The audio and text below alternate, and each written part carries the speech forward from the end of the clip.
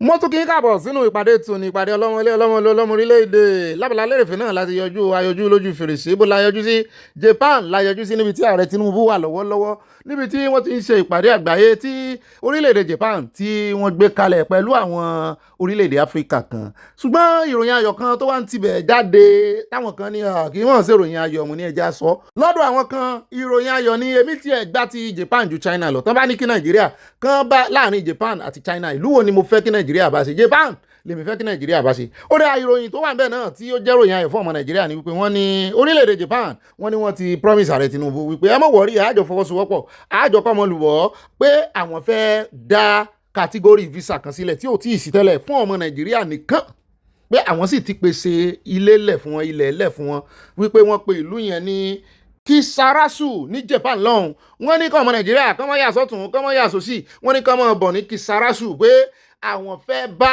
orílẹ̀-èdè Nàìjíríà ní partnership papọ̀ kí náà fẹ́ lọ́mọ ṣe ń bẹ̀ wọ́n ní wọ́n mọ̀ kọ́ wọn ní ẹ̀kọ́ náà ni pé àwọn ọmọ Nàìjíríà tó ní skill tó ní ọgbọ́n jù mọ́ wá ń wò pé ṣé bá ààrẹ Tinubu ṣe sọ wípé gbogbo àwọn tí ọmọ Nàìjíríà tó wà ní diaspora kán mọ̀ bọ̀ nílé pé nǹkan ti ń ṣẹnu rí ni kí ló wá dé tó jẹ́ pé àwọn náà tó lọ ń tọwọ́ bọ ìwé wípé kán ọmọ Nàìjíríà kán mọ̀ lọ sí Kisarasu sọfẹ lọ tírẹ̀nì wọn ni mo ní ó ń láti jẹ́ ọ̀rọ̀ tírẹ̀nì ṣùgbọ́n àmọ́ retí kí ààrẹ Tinubu tàbí presidency kan kúkú gbé sí wa létí kan fún wa ní detail kan sọ ẹ̀kúnrẹ́rẹ́ rẹ̀ fún wa bọ́ ọmọ Nàìjíríà ó ṣe máa apply mo ní wọ́n fẹ́ sí ojú ọmọ Nàìjíríà ní Canada náà nù àbí wọ́n sì ní Japan náà da ọrọ̀ ajé wọn náà yìí. ó pé fourth àwọn nìkẹrin náà gbé ipò kẹrin ní gbogbo àgbáyé ni o sọ nídìí èyí àmọ̀ jẹ́ yín lábọ̀ àmọ̀ jẹ́ kẹ́ ẹ mọ bó ṣe ń lọ o ṣùgbọ́n àwọn èèyàn ń bẹ̀rù fún ọmọ Nàìjíríà pé sáà tó ní lọ bá bẹ̀ jẹ́ mo ní kí ló dé tẹ́ ń bẹ̀rù fún ọ ẹ jẹ́ kán prove ara wọn right or wrong ṣé Japan náà wàá gọ̀ Japan ò gbọ́ nípa Nàìjíríà tẹ́lẹ̀ àwọn tó fẹ́ ṣe partnership náà bóyá fẹ́ pọ́n wọn ní ẹ̀bọ́n ṣe ń roko pẹ̀lú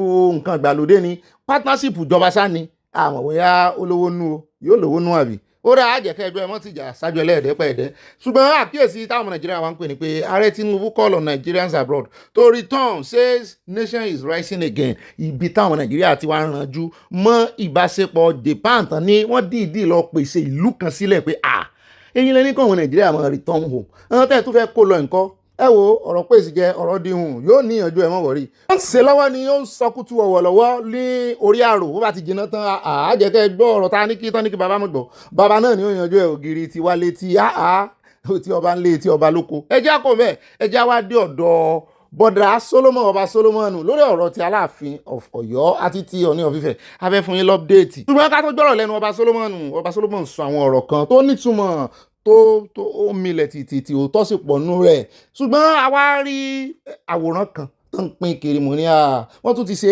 ibi tí ọba méjèèjì ti ń jà tí ọba Ọọ̀ni ti ń fa Aláàfin létí tán ní ògbọ́ràn AI ni o ẹ̀yin ìyá wa ẹ má jẹ́ kán pín dọ́dọ̀ yín kẹ́ wá bìlífù ẹ̀ o AI ni a ti ń tẹ̀ mọ́ yín létí báyìí o lórí àwòrán yìí tẹ́ ẹ bá zoom ẹ̀ rí wípé wọ́n kọ nígbà ayé British wọ́n kọ síbẹ̀ bí àwọn British wọ́n ṣe ń sanwó fún àwọn ọba first class ọba ló léwájú bẹ́ẹ̀ bá rí alákọ̀ọ́kọ́ ń bẹ̀. àkọlé àwòrán yìí náà ni the salaries of the first and second class chiefs nílẹ̀ Yorùbá indi ó ti gé dànù wọ́n ní first class ọba náà pè ní chief láyé ìgbà àwọn British wọ́n ní Aláàfin of Ọ̀yọ́ wọ́n gba 4,200 àbí bóyá £4 kò gbọ́dọ̀ jẹ́ 4,200 wọ́n sì jẹ́ 4,200 náírà pé wọ́n sì kọ́ síbẹ̀. Aláké nọmba 2 wọ́n gba 2,250. Àwùjalẹ̀ of Ìjẹ̀bú nọmba 3 wọ́n gba 1,007. Ọba of Benin nọmba 4 wọ́n gba 1,650. Ọ̀ọ̀ni nọmba 5 wọ́n gba 1,400. ṣùgbọ́n àwọn tí ọ̀rọ̀ yé ti wá jẹ́ ká mọ̀ wípé Olúbàdàn second class náà wà nígbà náà. nǹkan tiẹ̀ ti sún síwájú tó bá yẹ pé báyìí ló ṣe rí láyé ìgbà yẹn nǹkan ti sún wájú èèyàn kò lè fọ́ lálẹ́ fẹ́yàn kan mọ́ ṣùgbọ́n táwọn èèyàn wá sọ lórí àwòrán yìí ni wípé wọ́n ní kì í ṣe lórí ọ̀rọ̀ bí wọ́n ṣe lágbára sí o wọ́n ní lórí ọ̀rọ̀ bí èrò ṣe pọ̀ nílùú wọn lábẹ́ wọn tó ni wọ́n ṣe fi fún wọn lówó o mo lé mi ò mọ èmi náà nígbà tí mo rí pé Aláàfin ló léwájú lóòótọ́ o ó dá àwákàn ní ká yan ọ̀nà náà ká jẹ́ kẹ́ ẹ rí ní gbogbo oríṣiríṣi tó ń pín kiri bí ọ̀rọ̀ yóò bá ṣẹlẹ̀ túlétúlé tọ́ bòkú lójú gbogbo táwọn èèyàn ń wú jáde ní ìsìn àní mọ̀ mo sọ fún wa mo ní opportunity rèé òun kálukú náà ló lè dá sí ẹ̀yin ẹni tó bá wù ní kẹ́ ẹ gbèsè tẹ́lẹ̀ là ń bẹ̀rù pé kán jà ẹ̀jẹ̀ kan jà èmi sì ń tẹnu mọ́ ẹ̀jẹ̀ kan jà ká gbọ́ gbogbo fífi ìdí kókò gbogbo kínní ní ìsìn ká ní kò ṣẹlẹ̀ àní rí ẹjẹ́ gbọ́rọ̀ lẹ́nu ọba Solomon èmi mọ̀ pé jà yẹn ò ní parí kò sì ní pẹ́ parí. lórí ọ̀rọ̀ awuyewuye tó ń lọ ní ilẹ̀ Yorùbá ọ̀rọ̀ kan ò yé mi tẹ́lẹ̀ ó ẹ̀sẹ̀ ń yé mi ni wọ́n pè mí láti Ọ̀yọ́ láàárọ̀ yìí wọ́n ní àwọn ọba Aláàfin Ọọ̀ni of Ifẹ̀ jà torí ti pò wọ́n ní nǹkan tó ń bá Aláàfin Ọọ̀ni of Ọ̀yọ́ jà fún òun ni that word Yorùbá kí ni kan wá ta sí mi lọ́pọ̀lọpọ̀ ṣe sọ yẹn Yorùbá that means wípé Ọ̀yọ́ ló ní nǹkan tó ń jẹ́ Yorùbá gbogbo ẹ̀yin ọmọ Yorùbá ṣé ẹ gbà bẹ́ẹ̀ ṣé gbogbo yín gbà bẹ́ẹ̀ wípé Ọ̀yọ́ ló ní nǹkan tó ń jẹ́ Yorùbá wọ́n ní Ọọ̀ni of Ifẹ̀ lè fi yan joyè lágbájá of Oduduwa land lágbájá of Ifẹ̀ land lágbájá of another place land but Ọọ̀ni of Ifẹ̀ ò ní agbára láti fi yan kan jẹ́ oyè lágbájá of Yorùbá land ó tẹ̀sẹ̀ wá ń yé wá bọ̀ díẹ̀díẹ̀ ni o definitely tá bá gba Yorùbá nation Ọ̀yọ́ ló ní bó ṣe yé mi ni mo ṣe sọ yìí o a jẹ́ pé láti ní lọ Yorùbá pọ̀ o and that Yorùbá yẹn mo fẹ́ bèrè question kan láàrin yẹn the word Yorùbá yẹn ṣé èdè tí a ń sọ ló sọ wá di Yorùbá ni àbí torí wípé àjọ ń gbé pọ̀ ló sọ wá di Yorùbá ṣé èdè Ọ̀yọ́ nìkan ló ń jẹ́ Yorùbá ni àbí èdè Ifẹ̀ náà Yorùbá àbí èdè Oǹdó náà Yorùbá àbí èdè Ìjẹ̀bú náà Yorùbá ló bá wá jẹ́ wípé èdè Ọ̀yọ́ nìkan ló ń jẹ́ Yorùbá àwọn àgbà wa sọ wípé oko òkè ń jẹ́ ti bá tọ́mọ kó má làálàá àfìgbà tí ìpè padà mọ́ wa pín ìpè padà mọ́ wa torí Yorùbá máa pín yẹlẹyẹlẹ lórí ọ̀rọ̀ tó wà nílẹ̀ yìí torí tó bá pẹ́ ń sì dẹ́ bá pé ọba Solomoni ní ọmọ Yorùbá mo máa bu ìpìlú ẹ èmi ò kì í sọmọ Yorùbá ọmọ Ìjẹ̀bú lèmi wọn tó bá bèèrè lọ́wọ́ mi pé ṣé Ìjẹ̀bú Yorùbá rárá Ìjẹ̀bú ni mí. ẹ wo tó ọ̀rọ̀ ńlá ó pọ̀ nù ọ̀rọ̀ ọba Solomon ṣùgbọ́n ọ̀rọ̀ tó ń sọ iná yóò fi níyànjú ni Ọlọ́run mi ò bẹ̀rù lórí gbogbo ní ìṣẹ̀lẹ̀ yóò fi níyànjú ni ṣùgbọ́n oníkálukú ó mọ ipò rẹ̀ á ṣẹ̀ wá redefine ẹ̀ wípé sọmọ Yorùbá ni gbogbo wa ilé náà ló dífá fún Ìbà Gani Adams à ń gbé wọn bọ̀ nínú àkójọpọ̀ ọ̀rọ̀ yìí níbi tán náà ti sọ wípé àwọn ti fọwọ́ sí àwọn ti fẹsẹ̀ sí ẹ̀ ń bá wà lódò kí bá wọn complain wípé òǹgbẹ́ngbẹ̀n tàbí òtútù mú un pé àwọn ti darapọ̀ mọ́ Oòduà Republic ṣùgbọ́n bí ọba Solomon ṣe ń béèrè question yìí làyà náà ń bí mi wípé ṣé Yorùbá Republic ṣé kankan náà ni pẹ̀lú Yorùbá Nation ajá pàdé inú àkójọpọ̀ ọ̀rọ̀ yẹn ibẹ̀ láti sọ. ó rẹ̀ já kàn bí ọba Solomon à ń padà bọ̀ ìjà dọ́dọ̀ arákùnrin tí àwọn ọlọ́pàá fojú ẹ̀ gbólẹ̀ wọ́n nà án bí ẹni fẹ́ kú owó ojú ẹ̀ wú ní kí ló ṣẹlẹ̀ àtànà ni fọ́nrán yìí ti ń jà ó lóun àtàbúrò òun àwọn rèé fọ́ mọ́tò ní ọ̀dọ̀ àwọn tí wọ́n fọ́ mọ́tò kí lẹ mọ́ pé wọ́n Nàìjíríà yẹn ná àwọn car wash ó nígbà táwọn ń padà bọ̀ ojú ibi tí wọ́n ti pàdé àwọn ọlọ́pàá ó ní wọ́n béèrè 1 million lọ́wọ́ òun lòun náà sì nà ń lálùbọ̀mí báyìí o ẹjẹ́ àgbọ̀ gbogbo sítórì rẹ̀ bó ṣe lọ kì í sọ nìkan lágbọ̀ wá fi ṣe sísẹ̀ntẹ̀lé ni o wọ́n tún ti mú ọlọ́pàá mi ọ̀gá mú lójú títì amúkan wá fún yín ní last week wọ́n tún ti mú mi ó ń gbowó báyìí lọ́gà rẹ̀ òmọ̀pọ̀gà rẹ̀ ní wa mọ́tò bọ́ lẹ́yìn. They stopped me down. They asked me for my papers. They said I should wind down my front. I went down the front side. They said I should wind down the rear mirror. I went down the rear mirror, which I did. He now asked for me. He had money for my papers. I brought out the papers. I handed it over to him. He flipped through the pages, and he said, "Your tinted permit is expired on the 12th of August, which is some days ago. Are you aware?" I said, "Yes, sir." So what are you doing about it? I'm going for renewal, but their portal is somehow crowded. He now said, "Okay, what are we going to do now?" I don't know your place and all those kind of things, and I father all those things. What are we going to do? He now said, "I should revise the car. We should go to the station." I thought I never reached that level. Now I go to revise car. We go for tinted permit. This thing time still there. Now we just laughing, like it happened like a joke. We're laughing because it wasn't serious. You cannot say no matter. Sometimes people they will laugh. Normal road, they pass every day go my house. Right now, I can't believe my something I go do now to make I go house. The policeman come to say, make I give him 1 meter. Jokefully. I go say, I don't hold rule or tape now. I want to give you measure 1 meter. Give you. We now laugh. I say, no, that's not joke with me. What is what? I think 1 meter. I said 1 meter. And I said 1 million naira. I said for what? I keep person, but they pay 1 million naira. But I need to tell them maybe say I road safety home. I go book my car. I'll go pay for fine 50,000 or 10,000 according to the constitution. I don't know how it be there, but I know say no reach 1 million naira. When I bargain, they say, "I'm going to arrest me." I like, "Officer, we are children now. Listen to we be your children now." You know, that is like bargaining and talking. I step outside. Okay, the man outside, before I step outside, man, what you? What can you give us? Officer, I be our father now, and I do good job. I can just appreciate when I work with 20,000 naira. I don't get any money here. My one black one, I say, 20,000 naira for what? 20,000 for us. You 7 of us there, yeah? 20,000 for 20,000 for us. Officer, I don't kill anybody. I won't give you 20,000 for appreciation and coolers. I don't come see cheap. I don't come. You don't be. You don't go see cheap with empty hands. I will arguing, and I stepped outside. Let me call a friend that can just help me at least some money. Let me just add up the gun I have and give them so that I can be going home for peace to reign. One fair one saw me as I put the phone in my ear. He ran towards me with so much alacrity that I was afraid, but I just stood. He like, who are you calling? You want to say you get contact, Abi? We will show you the place you don't get contact. We will deal with you. You're a criminal. If I come and give me that phone, I said I cannot give you my phone. Obviously, I don't leave motor matter the enter phone. What do you want from my phone? He said, give me that phone. You're videoing yourself. You're calling somebody to man. I said, I'm not calling anybody. I'm not videoing you. I'm not calling you. People give 1 million. Trying to make call so I can get money so I can give 1 million naira. The man said, for that, I'm taking you to the station. I saw his saka. Before I was, he just gave me dirty slap too, and he brushed me. I fell on the floor. When I fell on my left side here. He carried his leg. He stood on my head, close to my ear. He stood and crossed. I said, you're a criminal. I will treat you the way I treat you criminal today. You're very you're vagabond. You're a criminal. You're a thief. He came back again. I was still on the floor. He matched me again and crossed to the back. He came back again the third time and matched me the third time and crossed. All like, he now put me I was beating me, punching me out. If you're have seen the video, you see that I kept my house. What I do now? But not 1 million naira for tinted. 1 million for tinted. I don't get 1 million to give. That's the only thing I keep saying. olórí yẹn o ojoojúmọ́ ni àwọn agbófinró náà fi ń ṣe aráàlú tó yẹ kán dáàbò bò aráàlú tó yẹ kán mọ́ gẹ̀. They are your friends. They are your friends. Ó wá ń tẹ̀ lórí lọ, ó ń tẹ̀ lórí bọ̀. Kí ni máa ba àwọn ọlọ́pàá lẹ́rù lórí ọ̀rọ̀ fóònù náà?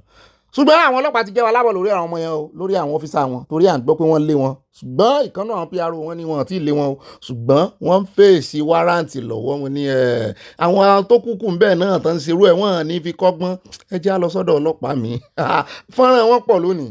Ó dá ọ̀dọ̀ ẹni tá a wá dé yìí, ẹ ti pé mọ́tò rẹ̀ ó fẹ́ jọ Benz mọ́tò ńlá ni by their seed you shall know them. Mo rò pé ọlọ́pàá náà dá dúró wípé ìnílé ní jẹ́ òun ó rí nǹkan gba àkókò òun ti so mú ìwé rẹ̀ wá ìwé mọ́tò ó sì kówé jáde ṣùgbọ́n ìgbà tí ó fi nawọ́ òwe sí ọlọ́pàá à ń bọ̀ á sí ohun rẹ̀ lẹ́wọ̀ ẹ gbọ́ lẹ́nu rẹ̀ gangan ìgbà tí ó fi nawọ́ òwe sí ọlọ́pàá bá gan ní ìgò gọ́gù tó lò sójú ló bá rí pé kámẹ́rà wà ń bẹ̀ ló bá bẹ̀rẹ̀ sí bá a ṣe kí ló máa bá àwọn ọlọ́pàá lẹ́rù lórí kámẹ́rà.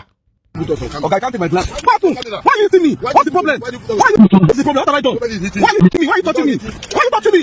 What's your problem? What have I done wrong?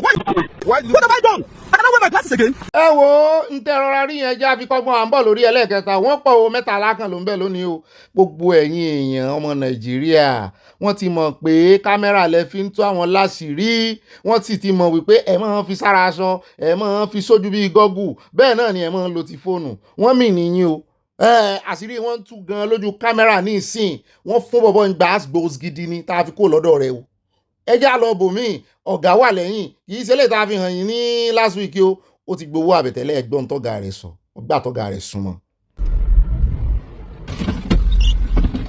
That money took for what? The money took was for what? The money took from the person was for what? Why? Huh? Why did you collect the money? The money it took was for what? Ẹ̀gbọ́n tí ń ṣe sọ́rí sà wọ́n pààyàn náà sọ́rí sà náà mọ̀ sọ. Ṣùgbọ́n lọ́dọ̀ ọlọ́pàá tá a wá ń lọ ní ìsìn òun dá mẹ́ta gíláàsì mọ́ òun ó rọra comply ó cooperate. I feel like if you record me well. My name is Halifax. I say make I post. I don't know. You want post? You did post now? I just say you record me now. No worry. What did you do, sir? Huh? What did you do? You didn't need it. I need to know what you do for No. me. Police officer, if I'm not on you. If you stop and search, you can stop and search. Do you want me to search your bag now? Sure. Then bring your bag, let's search. That word you do not follow. What did you say? You don't follow. I don't understand. You can stop and search, sir. That what you said something earlier.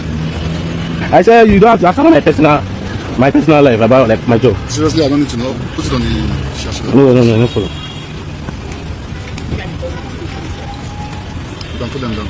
I should bring it back. Yes.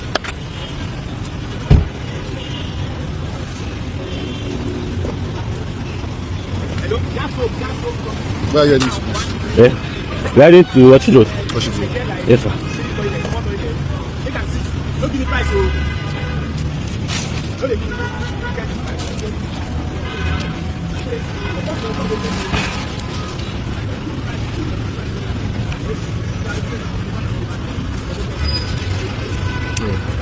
Put them down. Okay. No worry, my brother. If I reach out, I'll just come out. That was your truth. Right. So it's stressful. Alright. You want to post and put the person for the headline? Because I get your name, I could just see them. Have you heard me? Yeah, you see my ribbon. I won't drive like this. Do the needful. Or you send those one, leave that one for grant. Sẹ́yìn náà rí the fear of Ray-Ban wọ́n bá ti rí kámẹ́rà ní ìsìn wàhálà dénú ó ní kó fi headline gidi sí. Ó dáa ti dé Kwara báyìí níbi tá a ti gbọ́ wípé wọ́n pa arábìnrin kan láàrin jà tí wọ́n já sí òòkàn tó pa wọ́n nà lánàá fẹ́ẹ̀ kú torí pé wọ́n ní wọ́n fura sí wípé ajínigbé ni láìmọ̀ wípé aláǹgànná ni wèrè ni àwọn ẹbí rẹ̀ wá jáde wọ́n ní àwọn wá justice.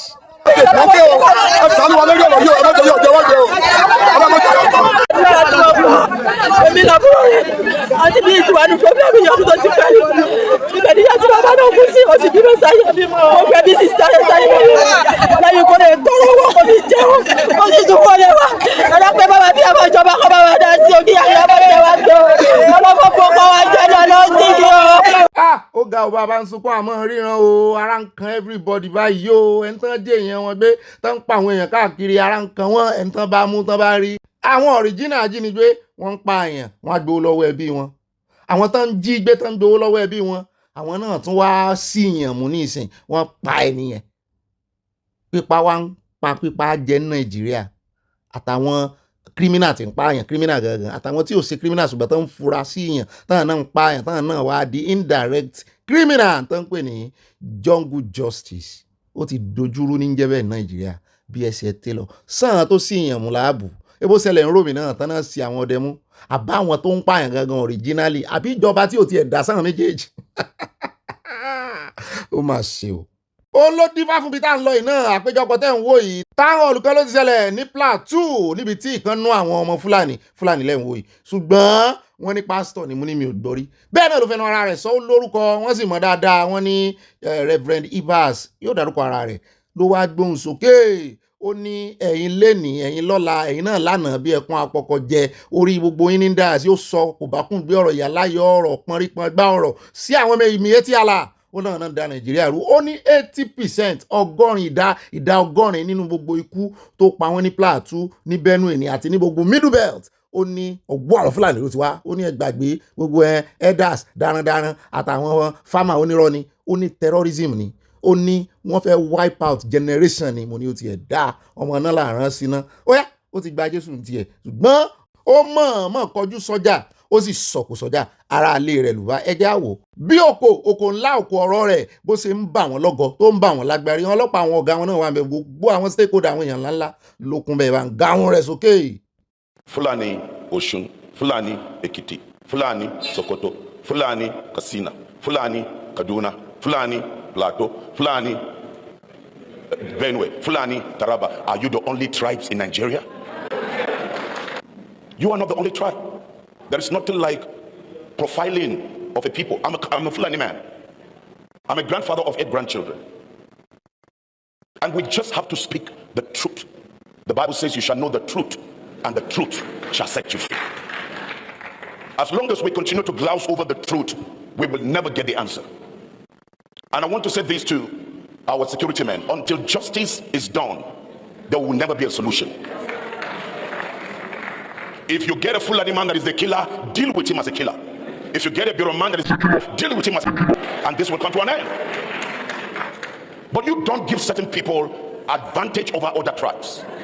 I respect the people that have hosted me, even though I am an indigene of Plateau State, because I was born here. My children are grown up. I have 8 grandchildren. But yet we respect the people we met on ground. In Maiduguri, my hometown, the people that come to meet us respect us. When the Boko Haram thing started in Maiduguri, it was us, the indigents, the people, the Kanuris, who came together and said, this thing is among us. And then we started getting on, and then we raised the civilian JTF. That was how Boko Haram was dealt with. Kanuri man will bring his own children and said, Gashina Inachki Boko Haram. And that was how we dealt with it. Mayati Allah Association, 80% of the responsibility of the genocide is on you. You have the 80% answer. Because today Allah says this genocide will stop. It's not headers and farmers clashes. Intentional genocide, terrorism, and that must stop. It must stop. I'm not happy to move as a Fulani man and my tribe is being profiled. My children, when they travel out and Fulani, here Fulani, there Fulani, I am a proud Fulani man. I am a proud Kanuri man. It's just like when Boko Haram started. We're not proud of it. Why should it be from Borno State? But then we decided to fight it. Ẹ wo ọ̀rọ̀ arákùnrin ó ti lu orí ẹ̀rọ ayélujára ó ti lu kan it is well with our soul. Àwọn náà ti ń sòótọ́ ọ̀rọ̀ fúnra wọn torí ó ti ń bà wọ́n travel àwọn tó jẹ́ elite inú àwọn kan náà kàwé inú wọn kọ́ ní da ẹran àwọn tí ń tàn wọ́n jẹ, àwọn tí ń sílẹ̀kùn fólè, bíi mo fẹ́ dárúkọ Bauchi, gómìnà Bauchi tó ní kán sílẹ̀kùn fún wọn lọ́jọ́ sí, tó ní gbogbo ibi tí Fúlàní bá wà lóde àgbáyé ó lọ́mọ ìyá àwọn ni, ó ní gbogbo ibi tó ń bá sì wà ó ní wọ́n nílẹ̀ ń bẹ̀, òun ó gbalẹ̀ lọ fún wọn. àgbọ́ pé Buhari olóògbé náà òun náà kó àwọn kan wọlé ńgbà náà, àwọn náà ń pààyàn, àwọn náà ń gbé AK-47, ẹ gbọ́ lẹ́nu rẹ̀, ó ní 80% ń tán pè ní genocide, bí ìgbà tán fẹ́ run orí, tán fẹ́ run ìran, ń tán pè bẹ́ẹ̀ nù pé a fẹ́ mọ̀ọ́mọ̀ run ìran yìí. Ó ní kì í ṣe ìjà àgbẹ̀ àti Fúlàní herdsmen, ó ní kì í ṣe ìjà àgbẹ̀ pé wọ́n ń jẹ oko, ó ní àwọn yẹn, ó ní bí oko náà ń jẹ o, náà ń fẹ́ràn jẹ o, ṣùgbọ́n wọ́n mọ̀ọ́mọ̀ torí wọ́n fẹ́ run ìran, wọ́n wá mọ̀ọ́mọ̀ fi oko lọ, mọ̀ọ́mọ̀ fi màálù mọ̀ jẹ oko, kì í ṣe pé wọ́n ń da màálù wá ṣèèṣì bọ̀ sínú oko rárá, àbí kó jẹ́ pé àwọn náà mọ̀ọ́mọ̀ da màálù lọ sóko nítorí pé wọ́n fẹ́ fìyà jẹ àgbẹ̀ rárá, àbí torí pé wọ́n fẹ́ kí àgbẹ̀ rí èrè oko kó nígbà tó bá máa kórè. Wọ́n ní kì í ṣe yẹn, wọ́n ní wọ́n fẹ́ tọ́jà, even gan kan jẹ oko àgbẹ̀, wọ́n ní kágbẹ̀ mọ́ sọ̀rọ̀, wọ́n ní tó bá ti jẹ oko ẹ̀ báyìí the next thing tó wà lọ́kàn wọn ni pé ó sọ̀rọ̀ kò sọ̀rọ̀ àwọn ó pa ni, pé wọ́n fẹ́ jẹ ìranrun ni. Inú mi dùn, ẹ jẹ́ á pín, mo rí káwọn èèyàn náà ti gbé lọ, irú nǹkan báyìí ló yẹ ká máa pín. Wọ́n ní èèyàn tí gbogbo ayé mọ̀ láàrin wọn ni prophet Ọlọ́run ni, prophet náà pé wọn wà mọ̀ bóyá ti mùsùlùmí àbí ti kìrìsìtẹ́nì ni o, ṣùgbọ́n inú mi dùn sọ̀rọ̀ rẹ̀. Whether you're a Christian, I was a Muslim. Till today, my family is divided into two, Muslims and Christians. There are sheikhs, there are pastors. We sit together with one plate, we eat together, we dine together, we dance together, because nobody is the owner of religion. You decide what kind of faith you want to belong to. But in this country, as I round up, the solution to all we are talking about, let me put it forward, is nothing but let's call our brothers and our sisters the Fulani people and Fulani extract. It's time you speak the truth to yourselves. Ẹ wo ẹjẹ́ tún ti bí ìbọ́ sí ọ̀dọ̀ Fúlàní mi Burantai tó jẹ́ ṣé chief of army staff ni àbí chief of defence staff, mo ti rántí mo sì fẹ́ rántí torí wọ́n ní ó ní ọ̀tá ó ní Sátánì ló lọ́jọ́ sí lòdì sí bàbá Sunday Igboho. Ọlọ́run ló kó wọn yọ lọ́wọ́ èèyàn bíi Sátánì yìí. Kí ló wá ń sọ òun náà lóun fẹ́ ganu sí máìkì, ṣùgbọ́n ọ̀rọ̀ rẹ̀ ẹjẹ́ agbọ̀nà. Wọ́n ló sọ wípé kí ìjọba gbègbèsẹ̀ wípé tó bá fẹ́ kí àwọn rẹ́yìn terrorism pé kí wọ́n lọ ya ọgbọ́n ní ọwọ́ àwọn tó dá COVID-19 wípé bí wọ́n ṣe sí Nàìjíríà, bí wọ́n ṣe sí gbogbo orílẹ̀-èdè pàǹgbà náà tí wọ́n tilẹ̀kùn mọ́ra wọn, téèyàn ò lè jáde, téèyàn ò lè wọlé. Ó ní tó yẹ kí Nàìjíríà ṣe ní ìsìn nù wípé tó bá fẹ́ pa gbogbo àwọn Boko Haram tó ti wọlé, àwọn bandits, àwọn terrorists, ó ní kí wọ́n declare mọ́ jáde mọ́ wọlé Nàìjíríà. Bí tó bá ti declare state of emergency ní gbogbo state wípé kán wá dáná yá wọn mu ní, kì í sáàrin èrò náà wà ní sáà yẹn sá fún wọn ni. Gbogbo ìjà tó ń jà ìgbà tó ń jẹ́ olórí ogun ṣe bó ń kẹ́yìn ogun ni, jagunjagun mélòó ló ṣe é báwọn náà sí àwọn aláìṣẹ̀ ní ilé kiri, àwọn aláìṣẹ̀ ni Túrújí mélòó tán wá nísìnyí tán declare wọn tẹ ṣé Túrújí sákòrò nù Nàìjíríà ni, ebi nù Nàìjíríà Sàǹfàrà bẹ́ẹ̀ náà ló wà táwọn tiẹ̀ náà láwọn mọ̀ kò ní ìdí pẹ́sẹ̀ ń tilẹ̀kùn. Ṣùgbọ́n ẹ jẹ́ agbọ́ bó ṣe sọ, bóyá yóò make sense létí tiyín, kò make sense kankan létí tèmi o. Very good point about it. Thank you for raising this issue. You see, or if you can remember, just before I left office, and of course, immediately when I left office and was appointed ambassador to the Republic of Benin, I sent a note of warning, excuse me, that this insurgency, may last longer. I don't want to count the number of years I mentioned. I said it would last longer. It's a sort of a warning that we really need to have a long-term plan. It is not something that you just wish it away, And you see, I want to give an example. Not trying to give any excuse, but the point is, when there are national crises, we need to mobilize everybody, not just the military alone. Look at COVID-19. How much was spent? How much was invested into information, into communication, into advertisement, and so on, into palliatives, into a lot of preventive measures. So much. The whole nation was locked down because of COVID-19. But we can do the same thing. We can lock down this country to make sure that everybody, concentrates and deal with this cankerworm of so-called terrorists and bandits and kidnappers and so on. It is very fundamental, very important. Ṣé ń gbọ́rọ̀ àlùfàǹsà lẹ́nu rẹ̀ nígbà tó ń wà lórí oyè kò sọrú ìmọ̀ràn yìí àti wípé ṣé Nàìjíríà wọ́n lè dá lọ́ọ̀kì ìlú wọn ni so possible bẹ́ẹ̀ bá lọ́ọ̀kì ìlú yín sóhun ò mọ̀ wípé àwọn tó fẹ́ dókòwò àwọn tó fẹ́ kówó wá wọn ní lè wọlé wọn ní lè jáde. Secondly, n tó mú kí Nàìjíríà nígbà tán lọ́ọ̀kì ẹ̀ nígbà COVID-19 tó mú kí ó wà effective kó ṣiṣẹ́ dáadáa ni wípé kì í ṣe Nàìjíríà nìkan ni wọ́n lọ́ọ̀kì orílẹ̀-èdè wọn. Àwọn tó lọ́ọ̀kì orílẹ̀-èdè wọn gangan ló mú kí Nàìjíríà tó dé ló jẹ́ kí Nàìjíríà lọ́ọ̀kì orílẹ̀-èdè ìwọ lọ́ọ̀kì tiẹ̀ eléyìí náà lọ́ọ̀kì tiẹ̀. So kò sí naturally kí Nàìjíríà láwọn ò lọ́ọ̀kì orílẹ̀-èdè àwọn gan kò sí èèyàn tí ó wà bẹ́ẹ̀ nítorí COVID, the fear of COVID.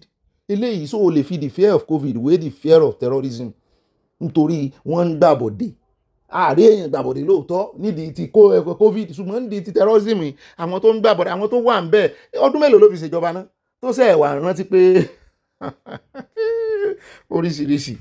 Ẹ má bínú àti gba táìmù jù lórí ọ̀rọ̀ security ṣùgbọ́n ṣe kókó torí security gangan is the first thing, is the priority. Ẹja wá sáré dé US ojoojúmọ́ la fi ń gbọ́ ìròyìn tuntun update. Wọ́n ní wọ́n tún ti dá visa iṣẹ́ dúró fún àwọn ọmọ Nàìjíríà báyìí. Wọ́n fún US ò fún ọmọ Nàìjíríà ní visa iṣẹ́ mọ irú iṣẹ́ wo wá ni torí kì í ṣe gbogbo iṣẹ́ o kálá o. Lórí Yorùbá díẹ̀ la lọ́rọ̀ wọ́n ní àwọn tí ń wa truck tí ń wa ọkọ̀ àjàgbé wọ́n ní wọ́n ní fún wọn visa mọ̀ kí wá ṣe Nàìjíríà nìkan ní káàkiri gbogbo ibi tí wọ́n ti ń wá tí wọ́n yìí ṣe ọmọ Amẹ́ríkà wọ́n ní wọ́n ń gba iṣẹ́ ọmọ Amẹ́ríkà wọ́n ní American lives matter, American life first wọ́n ní gbogbo iṣẹ́ àwọn lẹ́ǹgbà mo ló ga o. Àwọn tó ti wá ń bẹ̀ nǹkan tó ń wa truck wọ́n ní kò kan àwọn èèyàn wọ́n ní kán máa jayé wọn lọ. Lábala lérèfé lónìí eléyìí tá a fi káde gbogbo rẹ̀ ńlẹ̀ ẹ jẹ́ adé ọ̀dọ̀ Ọ̀tẹ́dọ́lá àtìgbà tí Ọ̀tẹ́dọ́lá ti sọ sítórì ẹ̀ lọ́jọ́ sí tó ti lóun bróòkì pé nǹkan kò sẹ́nu re mọ́ ẹyẹ òkè bí ẹyẹ ní orí owó òun lórí fìnánsìsì òun mọ́ eku òkè bí eku.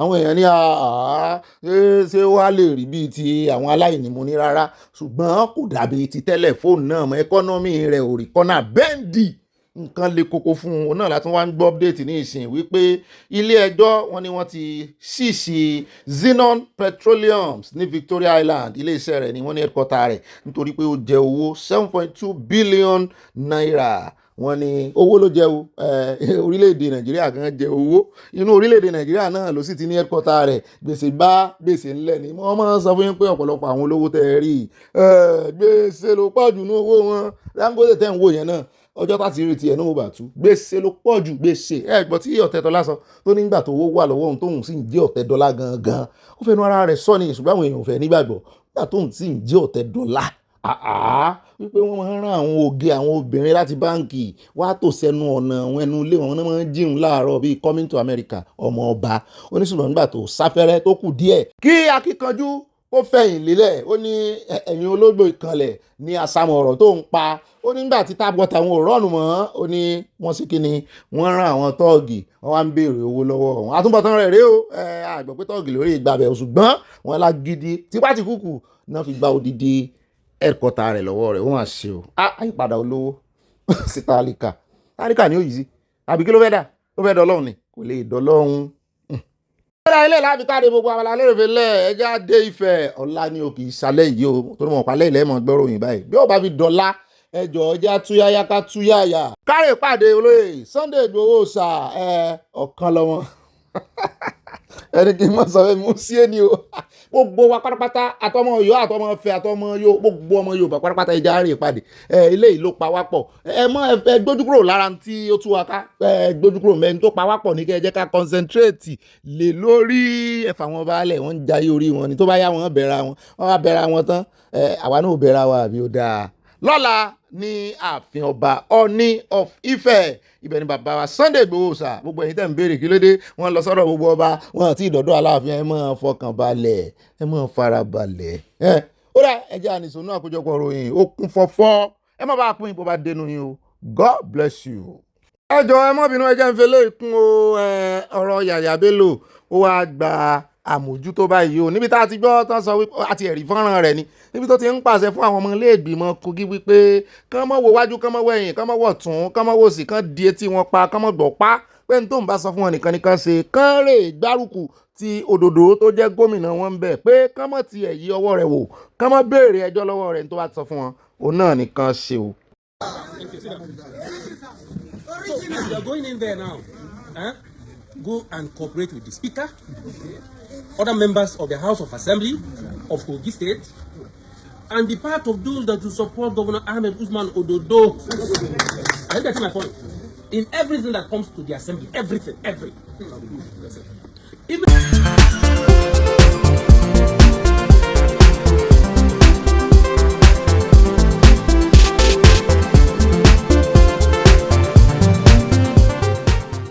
Iṣẹ́ wa fúnlẹ̀ wa, fún ilẹ̀ ìbí wa, kàgbéga fàyè rí. Ìgbàgbọ́ wa ni pé bá ṣe bẹ̀rù làbọ̀ mọ́, ká ṣiṣẹ́ ká jọlá.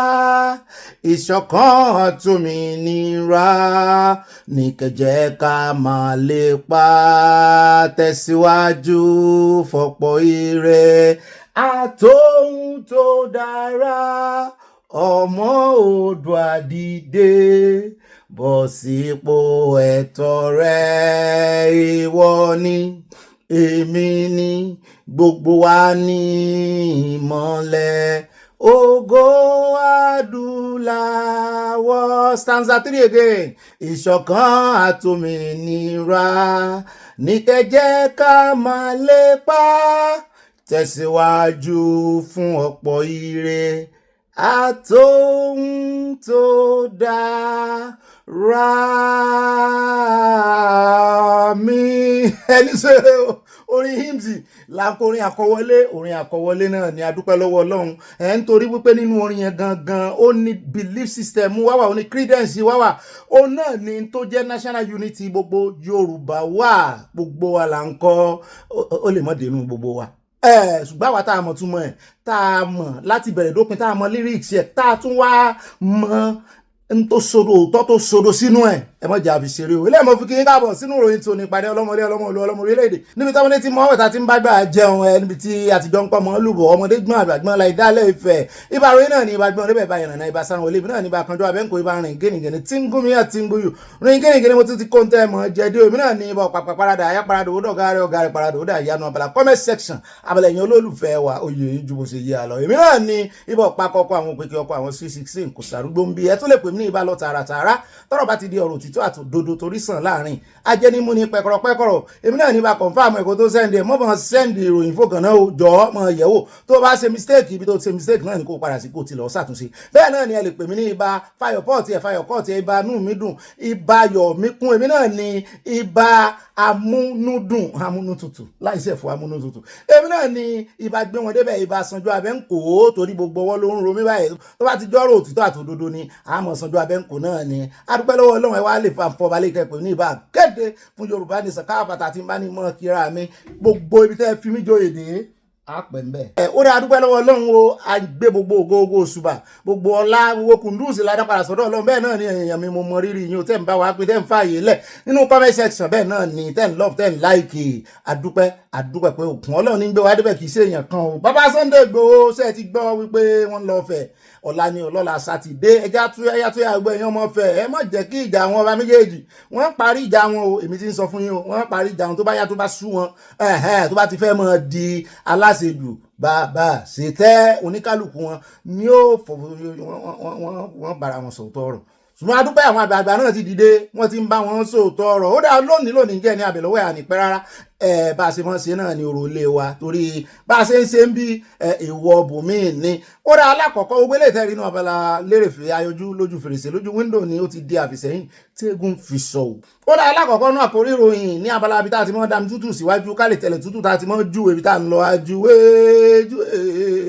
ẹlẹ́mọ̀lé wa ajúwé ẹlẹ́mọ̀lé wa níbo nílé yín ò ní Ìbàdàn ò Olúyọ̀lé ajúwe ẹlẹ́ ò mọ̀ ọ̀yà lóríọ̀lé wọn ṣe ká kéré wa alẹ́ ìjọ yẹn bùlẹ̀ wa kẹ̀kẹ́ Yétúndé Chicago ìjọ mi lórin Paso mo fẹ́ wọ cruise fújì ni mo ń kọ́ bí iṣẹ́ látàárọ̀ ẹ má bínú sí mi. Alákọ̀ọ́kọ́ náà kò rí ìròyìn ibo ni mo ti ń gbọ́ tó ń sọ pé Nàìjíríà pín yẹ́lẹ́yẹ́lẹ́ bó pẹ́ bóyá wọ́n tiẹ̀ ní òní pẹ́ mọ́ wọn ní Biafra máa gbéra. Mo ní Yorùbá nation kọ́ ẹ̀ràn tí dárúkọ rẹ̀ wọ́n ní nígbà tí Nàìjíríà bá ti pín. Mo ní ta ni ó ń sọ pẹ̀lú gbòjúgbóyà ẹ̀ ṣé wòlíì ni sáfà ni ṣé babaláwo ni sán ríran ni sán ríṣẹ́ ni àbọ̀lọ́run ló rán wọn àbí wọ́n ń pamutéètì kí ló fa mokomoro tán fi ń sọ pé Nàìjíríà máa pín Biafra sì máa dìde. Wọ́n ló sojú àwọn kóró ta ni sọmọ Yorùbá ni àbọ̀mọ Ìgbò àbọ̀mọ Haúsá àbí àtọ̀rìnwá àwọn ọlọ́mọ Yorùbá ni wọ́n. Mo náà sì wá ń sọ tìgboyà wọ́n ti ẹni tó bá lójú ẹ̀mí tó lójú inú wọ́n ní kò ní bá wọn jiyàn. Wọ́n ní kì í ṣe pé bóyá wọ́n ń sọ ọ̀rọ̀ àlùfàǹṣá. Wọ́n ní tó wà ńlẹ̀ ní ẹ pamutéètì ẹ gbé calculator tí gbogbo ẹni tó bá mọ̀ràn wò ẹ fi ojú inú wò ẹ fi tẹ̀mí wò. Wọ́n ní Nàìjíríà ò ní pẹ́ pínṣẹ́. Mo ní ìròyìn ayọ̀ ní fáwa o yóò dáa fún ìkílẹ̀ wá rí o. Wọ́n ní tá a bá pa ilé ìmẹ́lẹ̀ tá a bá yọ ilé ìkúrò ń bẹ́ẹ̀ wọ́n ní bí ó ṣe rí náà nù. Bẹ́ẹ̀ náà ni wọ́n mẹ́nu lé ọ̀rọ̀ bàbá wa Awólọ́wọ̀ nítorí àwọn ọmọ Ìgbò tí ń tẹnu àbùkù lù wọ́n ní irọ́ lẹ́nu ọ̀rọ̀ tó bá ti di ọ̀rọ̀ bàbá wa Awólọ́wọ̀ pé bàbá wa Awólọ́wọ̀ wọ́n ṣe takuntakun fún yín wọ́n ṣiṣẹ́ ribiribi fún ẹ̀yin ọmọ Ìgbò wọ́n fẹ́ràn ẹ̀yin ọmọ Ìgbò pé ẹ wá ń jáde ní ìsìn nígbà tí ò sí mọ́ ẹ wá ń sọ wípé Awólọ́wọ̀ dá yín kí lásìkò ṣe fún yín Awólọ́wọ̀ bá dá yín pé ó sojú àwọn kòrò àwọn wà ń bẹ̀ akọ̀wé ni wọ́n akọ̀wé kọ̀wúrà ṣùgbọ́n àti ìnìdárúkọ wọn bá tinú àkójọpọ̀ ròyìn àgbẹ̀yìn débẹ̀ ń tààràtààrà àmùfọ́nrán wọn wá wọn fẹ́ràn ara wọn sọ kì í ṣe pé àkàjáde bàbá kò ń bẹ̀ tán àwọn àdé ọ̀dọ̀ alábàáṣiṣẹ́pọ̀ ààrẹ Tinubu kan tó lóun fẹ́ dìfẹ́ǹdì ọ̀gá àwọn múníta ni múnífàṣùà múníbọ̀dà tó jáde lọ́jọ́ sí tán ní ṣé $1 ṣé wọ́n lèèyàn lè fi jẹun kó yó ní ìjókòó kan ẹran ti bọ̀dá yẹn ṣé $1 náà pé wọn rántí iye tán kó dà pé $1 náà ni pé yóò jẹun yóò yó Nàìjíríà ó bá ní $1 lápò tán defend economy ààrẹ Tinubu wọ́n wà lára àwọn alábàáṣiṣẹ́pọ̀ ààrẹ Tinubu tí wọ́n ń gbà wọ́n mọ̀ràn lórí ọ̀rọ̀ ajé àwọn ni wọ́n ran ààrẹ Tinubu lọ́wọ́ tí economy Nàìjíríà tó fi sẹ́kọ́nà boom sẹ́kọ́nà tán wá fi padà wá lẹ́nu ìyáàfin Okonjo-Iweala tán ní ó ti stabilize. Wọ́n fẹ́ dànù sí máìkì torí ọ̀rọ̀ kan ló tún fa amúkúmọ̀rò lẹ́nu ọjọ́ mẹ́ta yìí tí àwọn àṣírí kan ń tú èmi ò ní dárúkọ ìpínlẹ̀ gbogbo ẹ̀yin tó yẹ bá dé ọmọ ìpínlẹ̀ ẹ̀bẹ̀ kó mọ rókì lọ́kàn yín. Wọ́n ní láti bàtà ààrẹ Tinubu ti tọwọ́ bọ 70,000 owó ọ̀yà minimum wage wọ́n ní wọ́n ti san wọ́n ní wọ́n kàn ń ṣe bójúbójú ní in fact wọ́n fẹ̀sùn kan Wike gan in fact wọ́n fẹ̀sùn kan ààrẹ Tinubu fúnra wọn pé àwọn federal workers kan wọ́n ní wọ́n ti tẹ̀wọ́ gba 70,000 báyìí wọ́n ní ojú wọn náà fi rí ọwọ́ wọn ò bá wọn kàn ń fetí ara wọn gbọ́ ni. Mo ní 70,000 èlò ni ọjọ́ wo ni mo lémi àti kọ̀líìgì mi kan ọmọ kékeré kan tó ṣe gbà síṣẹ́ tó ṣe bẹ̀rẹ̀ iṣẹ́ lọ́dọ̀ wa tó ń bi mí èmi mo kọ́kọ́ bí mo kọjá àyè mi wípé èló lẹ́yìn gbà ọmọ Romania ni èló ni minimum wage yín bẹ́ẹ̀ oníkẹ́mi kọ́kọ́ sọ ti orílẹ̀-èdè mi fún òun náà tí mo fi wá kọjá àyè mi tí mo sọ fún mo ní kò pé €50 so wá pé €50 kò pé €50 ní ìsìn is 90,000 ní €50 lónìí bá a ṣe ń sọ̀rọ̀ yìí 90,000 ní €50 àbẹ́lò ní 90 plus 18 something 90,000 ní €50 ẹ̀sìn gba 70,000 as minimum wage ó lanu báyìí káwọlé rí ni pé náà táwọn ń gba bí 650 700 lọ́dọ̀ àwọn náà sì ń sọ wípé wọ́n wà lára àwọn tó worst jù ní Europe nínú salary nínú economy 650 700 minimum ni o. Mo wá sọ mo ní ẹ bá ṣe rí inú Áfíríkà ni mo ní tó bá kó dé Áfíríkà ó lóun fẹ́ lọ Áfíríkà òun fẹ́ lọ sẹ́tù bẹ́ẹ̀ mo ní nìṣó èmi ò ní júwe rẹ̀ fún ọlọ́wọ́ lórí Google Map. Lọ́rọ̀ kan tá a fẹ́ fà náà ni pé wọ́n wá ń defend ààrẹ Tinubu wípé gbogbo every state ló ti ń san pé kò sí ẹnì kankan tí ò san 70,000 mo ní ó dáa á gbà wọ́n láàyè á jẹ́ kí wọ́n ganu sí máìkì á sì ga kámẹ́rà sí wọn lójú á mọ̀ sọ ọ̀rọ̀ ẹnu wọn láàfin mú wọn. Bàbá kò ń bẹ́ ẹjá lọ níròyìn tí ó mọ̀ tẹ̀lé ẹjá dé ọ̀dọ̀ àwọn ológun ọ̀gá ológun kì í ṣe ọ̀gá ológun orí ilẹ̀ nìkan o kì í sì ṣe torí òfurufú nìkan kì í ṣe torí omi o ọ̀gá ológun lápapọ̀ pátápátá CDS ẹ ti rántí wọ́n ti wá ganu sí máìkì wọ́n ní àwọn tí ń ṣiṣẹ́ lórí àwọn orúkọ àwọn politician tó jẹ́ pé àwọn náà wà nídìí agbésùmọ̀mí tán ṣagbátẹrù agbésùmọ̀mí tán kówó fún wọn àtàwọn tó wà lókè òkun tán ìṣe politician wọ́n láwọn tí ń ṣiṣẹ́ lórí wọn àti ń kó léètì orúkọ wọn lọ́wọ́ bẹ́ẹ̀ náà ni wọ́n ní títì tí ò dáa ńgbà míì ni ò ń jẹ́ kí àwọn tètè gbé ìgbésẹ̀ tàbí tán bá pe tí pé pàjáwìrì bá wà pé àwọn báńdíìtì wà níbì kan àbí àwọn agbésùnmọ̀mí wà níbì kan wọ́n ní títì ò dáa. Musa àmọ́ ń lọ tí bàbá ìbá fẹ́ sọ̀rọ̀ bọ̀dá Christopher officer Christopher ẹ̀wọ̀n mìíràn wọ́n máa ń sọ wípé ẹkọ́nọ́mì gan ó wà lára tó fa terrorism Nàìjíríà. Wọ́n wá sọ pé wọ́n láwọn fẹ́ ṣàlàyé àwọn nǹkan kan fún ọmọ Nàìjíríà pé kó lè yé wọn o, wípé kì í ṣe pé àwọn òṣìṣẹ́ wa àwọn ṣiṣẹ́ takuntakun o, pé bó tilẹ̀ jẹ́ wípé ìròyìn tá à ń gbọ́ lójoojúmọ́ ìròyìn wípé wọ́n pa lọ́tún wọ́n pa lósì, ṣùgbọ́n wọ́n ní àwọn fẹ́ gba àwọn ọmọ Nàìjíríà níyànjú pé kí wọ́n rè kọ́ combat skill. Mo lè wò ní combat skill àyà ní ọ̀gá mi, àwọn tí wọ́n ja taekwondo wá ẹsẹ̀ 2 wrestling 3 kẹ́ ẹ lè fi defend ara yín. Mo ní pẹ̀lú gbogbo tí àwọn Fúlàní herdsmen káti ẹ̀ mú ní Fúlàní herdsmen nìkan ẹ̀ mọ́ ti jà lọ sọ́dọ̀ Boko Haram pẹ̀lú ìbọn tó ń kó kiri, nǹkan ológun tó ń kó kiri tó yẹ pé wọ́n ń pa àwọn ológun gan, táwọn gan tó yẹ pé wọ́n gbébọn dání láwọn ọmọ ológun tọ́jọ́ ń para wọn ni o, kì í ṣe pé àwọn nìkan náà ń pa ọmọ iléeṣẹ́ ológun o, ṣùgbọ́n wọ́n ní àwọn ọmọ sí ológun ń pa wọn ju báwọn ṣe ń pa wọn sí ológun lọ. Àwọn náà sì kọ́ combat, ọ̀pọ̀lọpọ̀ wọn gan wọ́n mọ ọ̀bẹ lò, wọ́n mọ bá ṣe ń fi ọwọ́ defend ara wọn. Ṣé nínú yẹn láwàárẹ̀ mọ́ fi ọwọ́ defend ìbọn? Àbẹ́ẹ̀rí bí wọ́n ṣe ń gba ọta àbọn lọ́wọ́ àwọn ọmọ Fúlàní, àbẹ́ẹ̀rí lè tó tán mú lánàá tó jiyàn gbé níbi tí wọ́n ti lọ kó owó ransom fún, tán ti mú wọ́n ti pa sáyé, kò lè yé mọ́ kò lè yé mọ́. So nídìí èyí wọ́n ní kẹrì kọ́ combat, wọ́n lọ́rọ̀ pọ̀ táwọn fẹ́ sọ, àwọn fẹ́ já yín sáwọn nǹkan kan, mo ní á fún ọ láàyè. Bá a ṣe wá kó bẹ́ẹ̀ náà ni labá gbọ́ tí Ṣèyí Mákindé ń sọ̀rọ̀, wọ́n bí níbèrè lórí ọ̀rọ̀ ti ọ̀rẹ́ rẹ̀ tẹ́lẹ̀ tí tírélà ti bàárín wọn kọjá, ìyẹn Wike, wípé kí ni ó ṣẹlẹ̀ pẹ̀lú bí Wike bó ṣe ń fọwọ́ aago sẹ́yìn náà ẹgbẹ́ PDP lórí ọ̀rọ̀ politics lè báyìí o. For the first time Ṣèyí Mákindé bá dáhùn, kò dárúkọ rẹ̀, ṣùgbọ́n nítorí pé ìbéèrè tán bí léèrè ó ní Wike nínú ìbéèrè tó ní Wike nínú ni lòun náà bá dáhùn, ṣùgbọ́n kò fi Wike sí nígbà tí ó fi dáhùn. bọ́dà Mákindé bá ní àwọn ò fẹ́ yíra mọ́ ẹ rẹ̀. Mo ní ṣé ẹ wá ń pe Wike lẹ́lẹ́dẹ̀ ni, ẹlẹ́dẹ̀ ni mo ń yíra mẹ́rẹ̀, wọn láwọn ò pe orúkọ o, kí n mọ́ sọ̀rọ̀ sáà, kí n mọ́ fọ̀rọ̀ sáà lẹ́nu o, pé ṣùgbọ́n àwọn ò ní bring àwọn ara àwọn low into the gutter. Mo ní gutter dàbí ihò ni, ihò tó ìgbà tó wà lábẹ́ ilẹ̀ kì í bá ilẹ̀ dọ́gba, kì í sí level kan náà pẹ̀lú lẹ̀, abẹ́ ilẹ̀ ló wà, bó ti jẹ́ wípé afojúrí kò ní cover, ṣùgbọ́n gbogbo gutter láyé abẹ́ ilẹ̀ ní gbogbo gutter wà. Èyí tán bá cover náà mọ̀ ń pè ní underground gutter drainage system, ṣùgbọ́n ilé ìtàn bá cover bíi tàwọn ti Nàìjíríà, ọmọ cover àwọn ti Nàìjíríà náà o, abẹ́ ilẹ̀ ní gutter sáwọn wà tí omi ìdọ̀tí omi ẹ̀gbin gbà mí àwọn kan máa ń túgbẹ̀ ẹlẹ̀, ẹ sá gbọ́ skul kan tán tì ń Lẹ́kì, wọ́n máa ń túgbẹ̀ ẹlẹ̀ sínú gutter. Wọ́n wá láwọn ò ní bá ẹni tán béèrè tán dárúkọ nínú question tán bí àwọn ò ní bá yíra mọ́ inú gutter mọ́ wọn wò pé ọ̀rọ̀ tẹ́ sọ yìí òkò ńlá ni o. Wike náà ó sọ̀rọ̀ wà ń bọ̀ ń bẹ́ẹ̀, wọ́n fẹnu ara wọn sọ àtàwọn ìbéèrè kan tán bí wọ́n nípa convention tó ń bọ̀ lórí ọ̀rọ̀ PDP àtàwọn tó ń da ẹgbẹ́ rú, wọ́n ní àwọn kan ń dẹgbẹ́ rú, wọ́n sì mọ̀ọ́mọ̀ plant wọn síbẹ̀ ni wọ́n ní, ṣùgbọ́n ó ti tó gẹ́ ọmọ Levi. À ń bọ̀ ń bẹ́ agbẹ́yìn débẹ̀ amúyín dọ́dọ̀ wọn lónìí náà ni kò ní dọ́là, bá bá kó ń bẹ̀ tán á wà dé ọ̀dọ̀ bàbá Bọ̀dé George. ń jọ bẹ́ẹ̀ ni wípé Àtíkù ni bàbá ìwà aràn tó ń tó mọ́ lórí ọ̀rọ̀ politics. Afẹ́ kó já lórí gbogbo ọ̀rọ̀ politics náà ni o.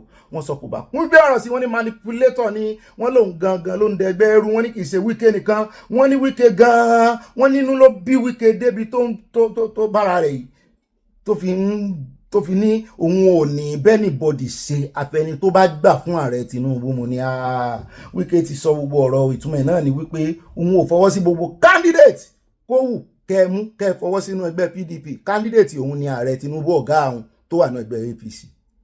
Túmọ̀ náà ni wípé òun ò ní gbé èèyàn kankan ṣiṣẹ́ pọ̀.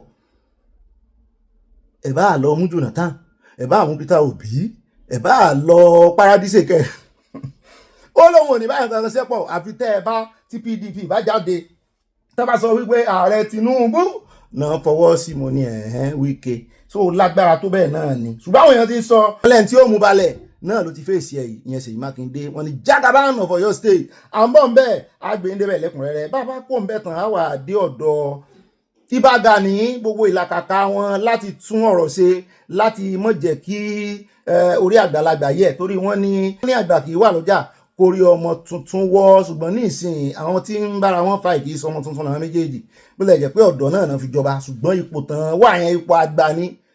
Bóyá ká yí òwe padà pé ọmọdé ìwà lọ́jà kórí àgbà wọ́ tó ráwọn àgbà wà ń bẹ ní ìsìn wọn ọ̀dà sí nǹkan kan, àwọn àgbà tó yẹ kó dá sí náà. Mo gbọ́ pé Afẹ́nifẹ́re náà tún ti fẹnu sí, wọ́n ní kí Aláàfin Ọ̀yọ́ rè sọ́ra rẹ̀ o kó rè ṣe kinní kan. Mo ní ṣé bọ́ ṣe ń parí ìjà nìyẹn. Àyà ni fi wọ́n lẹ̀ sí pé èmi náà ni mo ní kan jà, wípé kóníkálùkù máa yẹ rẹ̀ mọ́ lóòótọ́ ni bí ó sì yanjú nù. ṣùgbọ́n lọ́rọ̀ kan mo wá rí fọ́nrán yìí níbi tí Ìbà Gani ti ganu tí máìkì tó ń sọ wípé àwọn ti fọwọ́ sí Oòduà Republic. Mo ní ìwọ tún ní Oòduà Republic, Yorùbá nation tàbí Oòduà nation lèmi mọ̀, so náà ní Oòduà Republic.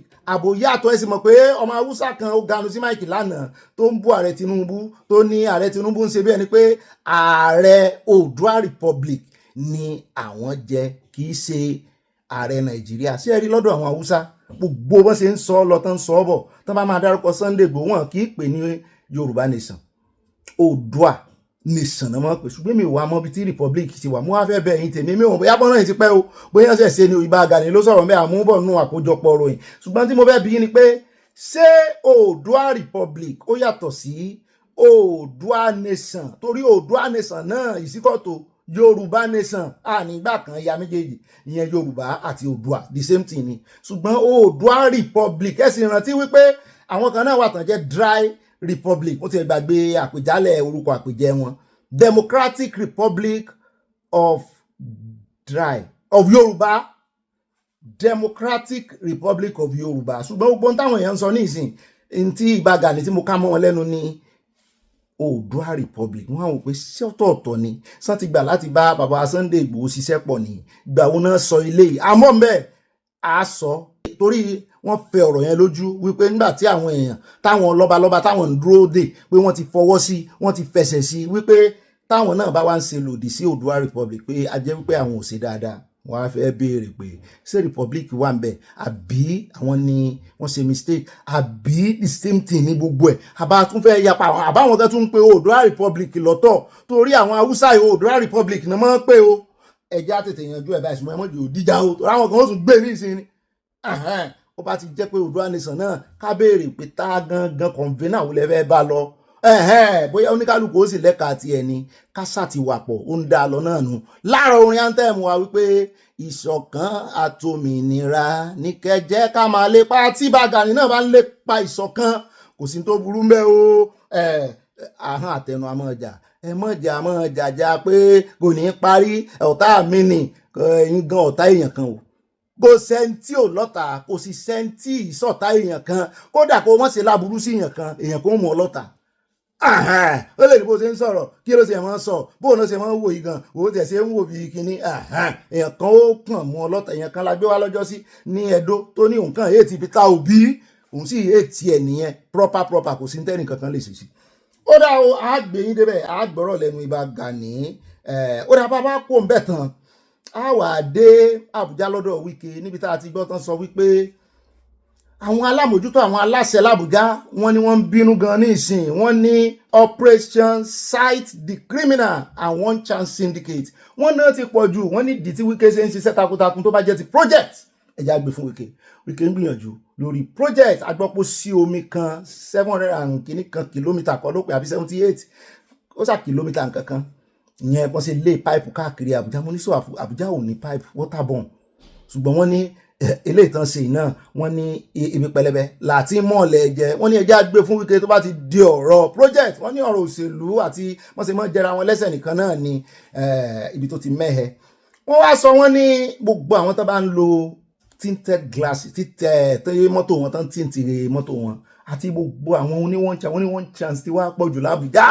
wọ́n sọ ọ̀rọ̀ wọ́n sọ bọ́n ṣe takò ẹ̀ àmúyín débẹ̀ àgbìyín débẹ̀ lónìí náà ni kò ní dọ́là. bàbá tí wàá pọ̀ ń bẹ̀ tán eléyìí tá a fi káde gbogbo rẹ̀ lẹ́nu abala àkórí ìròyìn ọ̀dọ̀ Peter Obi là ń lọ níbi tó ti ganu sí máìkì. òun náà wá ń kàánú Nàìjíríà. mo ní kí ló dé tó di ẹrù Nàìjíríà sórí báyìí.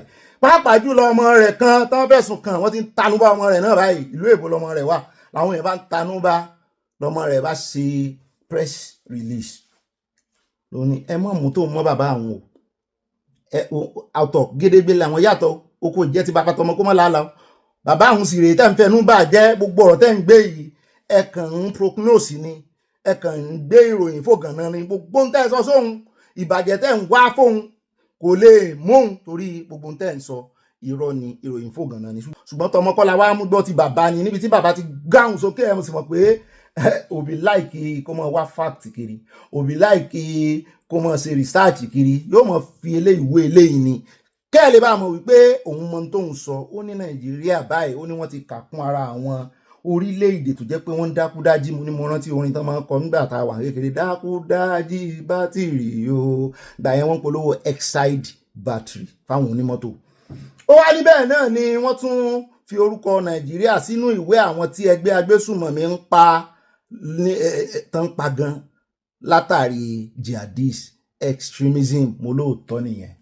Ti dákúdájí yẹn mi ò mọ̀, ṣùgbọ́n ti wí pé Nàìjíríà wà nínú ibi tí àwọn agbésùmọ̀mí tán ti gbilẹ̀, tí wọ́n ti lóòrìn, tí wọ́n ti ń pa àwọn èèyàn gan. Nàìjíríà wà ń bẹ. Ó lóun ó gbé wa débẹ̀. Fact ni pé òun ò ní fi kún, òun ò ní yọ kó ń bẹ̀ mú ni ó dáa. Àtẹ̀tí lè kọ́ àní rí jù báyìí lọ ní gbogbo abala ti àkòrí ìròyìn ní pápápá. Ó dá ó kù kan o, ẹ rántí ìjà lọ o nínú ọ̀rọ̀ politics náà ni o. Ẹ rántí agbẹnusọ Àtìkù, òun náà ti kó ń bẹ ní ìsìn lẹ́yìn ìgbà tí Bọ́lá kó ń bẹ lòun náà kó ń bẹ. Bọ́dà Sówùmí yóò bá ní hàn tóun àti Sowore tán gbomi ewúro síra wọn lójú lọ́jọ́ sí. Ó ti wá ganu sí máìkì náà ti sọ̀rọ̀. Wọ́n ní àwọn fẹ́ gba ẹgbẹ́ PDP náà ti kú ò níyànjú wípé kí PDP lọ kọ́ bí wọ́n ṣe manage crisis, bọ́n ṣe ń settle lé somebody tún lè ṣe somebody dàlérò wípé bílé wọ́n ṣe ń dàrú tó ń fojoojúmọ́ tó fi ń yẹ̀gẹ̀rẹ̀ wípé kán lọ kọ́ iṣẹ́, kán lọ kọ́ bọ́n ṣe ń tún lé ṣe lọ́dọ̀ ẹgbẹ́ APC. Wọ́n ní wọ́n àti ẹnìkan wá lọ kọ́ṣẹ́ bọ́n ṣe ń manage crisis. APC náà wọ́n ń bo tí wọ́n má bí asọmọ ni, ṣùgbọ́n ó ní kájẹ́ kóun sọ̀rọ̀ náà. Òun lòun gbà wọ́n níyànjú ẹ̀sìn mọ̀ kó ń gbà àwọn ìbò kan politically. À ń bọ̀ ń bẹ́ àmú ìdẹ́bẹ̀ lónà ní kò ní dọ́là ní rí báyìí lọ.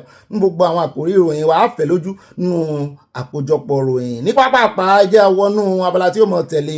Abala tó kàn báyìí náà ni abala sánáwọlé. Ẹ lè pè ní news flash, ẹ lè pè ní flash news. Àwọn ọmọ mi kan máa ń pè ní abala àfipàkà, àwọn bá mi kan wọ́n máa ń pè ní abala pọ́ọ̀rù. Ìyá wa mọ́ mi dáadáa Hannah Nsu, ìyá wa pọ́ọ̀rù gangan nìyẹn.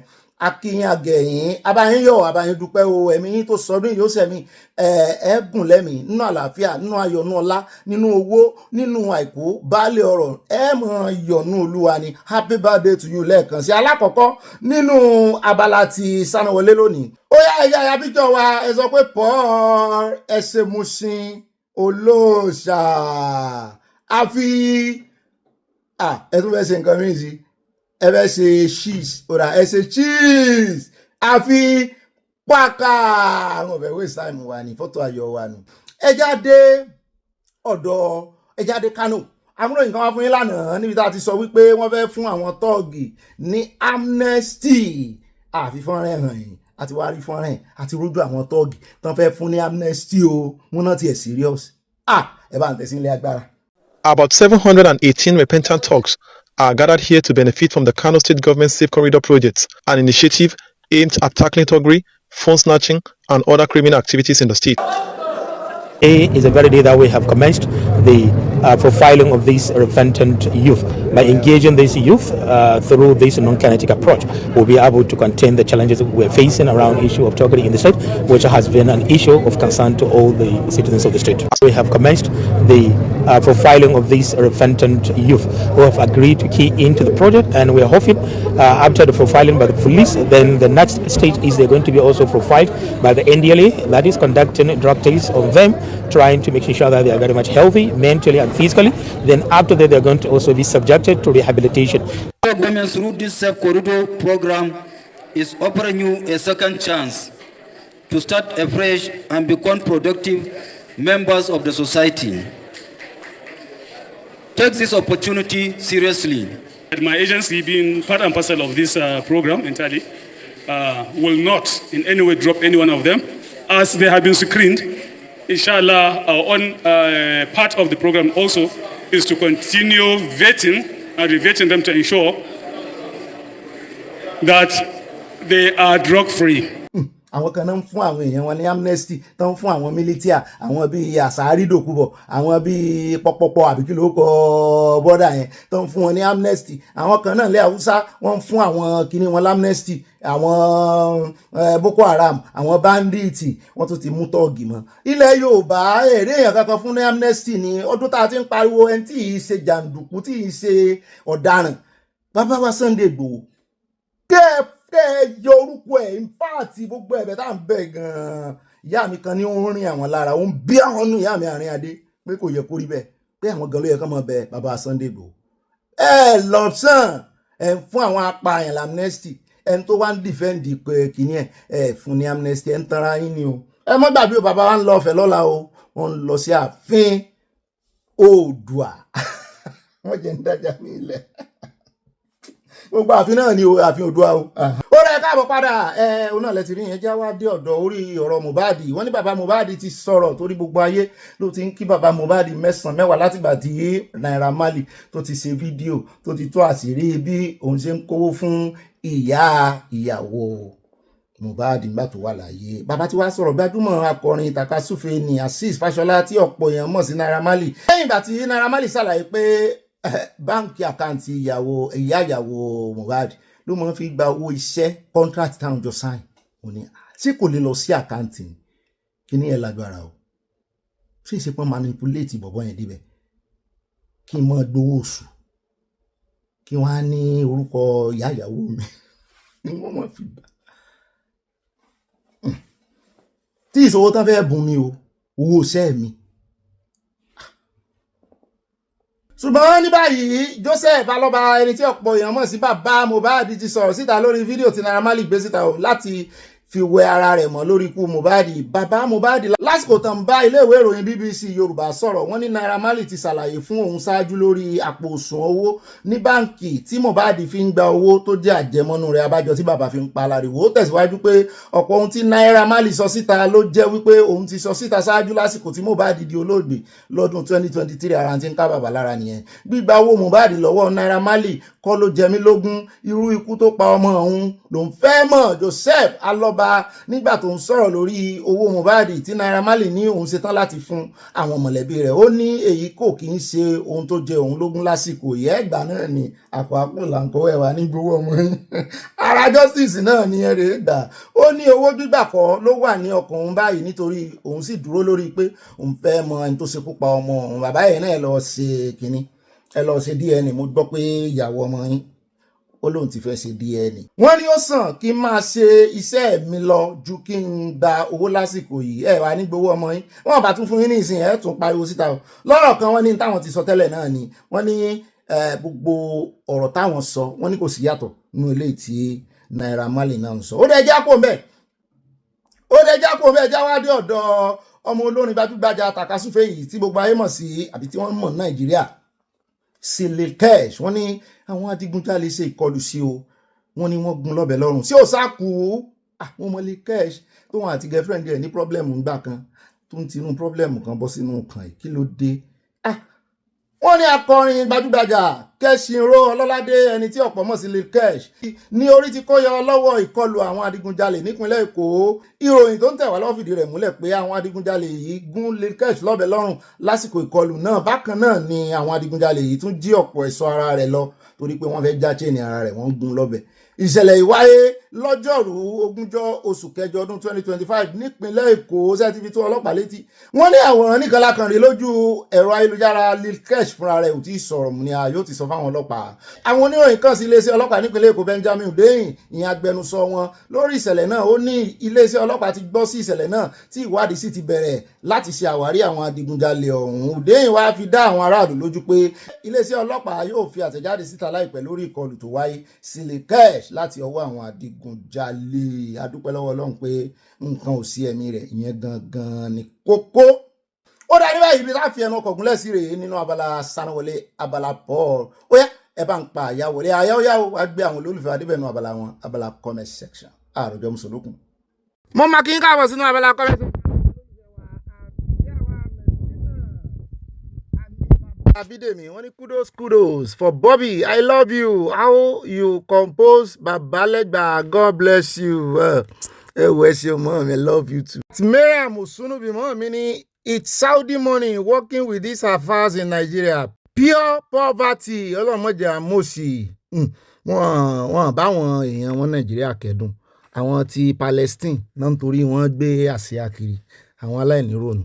Bẹ́ẹ̀ náà ni ẹja dọ́dọ̀ mọ́ mi Dr. Wumi Lawa wọ́n ní whatever we all do good or evil we will receive our reward God is still on the throne. Bẹ́ẹ̀ ni o oníkálukú wa lájẹ iṣẹ́ ọwọ́ wa ilé ayé náà sì ni. àtìmọ́ mi ò yẹmí sàlá wọn ni mo kí Ọ̀gbẹ́ni Bobby èmi náà kí mọ́ mi. wọ́n ní àkúṣẹ́ orílẹ̀-èdè àní tẹnudúró bí ọwọ́ àmì òní àṣẹ Èdùmàrè ó ti pẹ́ tí ọkọ̀ tirẹ́là Dangote ti ń pa àwọn ọmọ Nàìjíríà kò ṣẹ̀ṣẹ̀ bẹ̀rẹ̀ ìdájọ́ Ọlọ́run ń bọ̀ lórí Dangote àti àwọn awakọ̀ rẹ̀. Tinubu ọmọlódò dẹ bàbá tú Sunday Igboho ṣàsílẹ̀ Yorùbá Nation November wọ́n tẹ lọ́ọ̀sì àti nǹkan panu o. bẹ́ẹ̀ náà ni at wow with them wọ́n ní àbí wo with them wọ́n ní people must warn Aláàfin before he destroy Yorùbá land.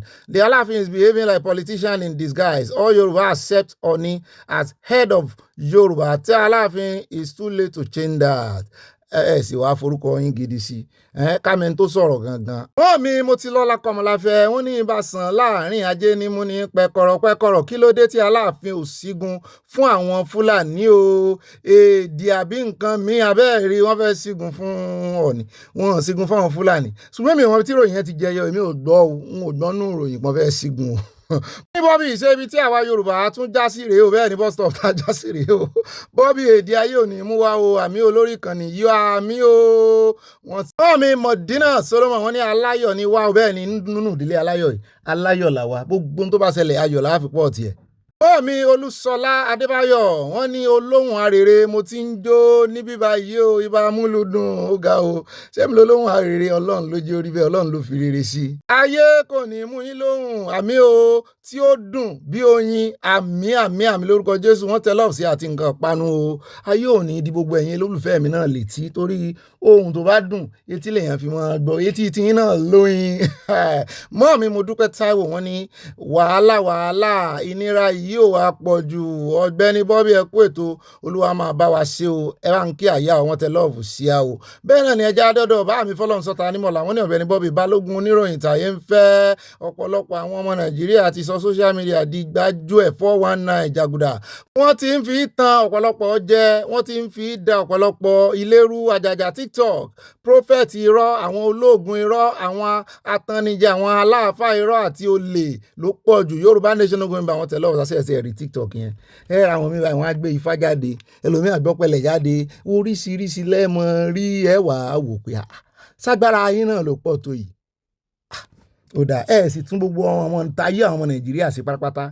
mọ́ọ̀mí anna nsu ọlọ́jọ́ ìbí wọn ní pọ́ọ̀rọ̀ yá mi ìyá Jésù at Hope Alive with Evangelist Olúbùnmi wọn ni mo ti ń jó bí eré bí àwàdà àti ń wá sí rẹ́kọ̀dù wa ambassador àyà àti ọ̀gá rẹ̀ another Ayuba ní o no counterfeit go on song o ìbá olóhùn iyọ̀ Ọlọ́run ló fi yọ̀ sí.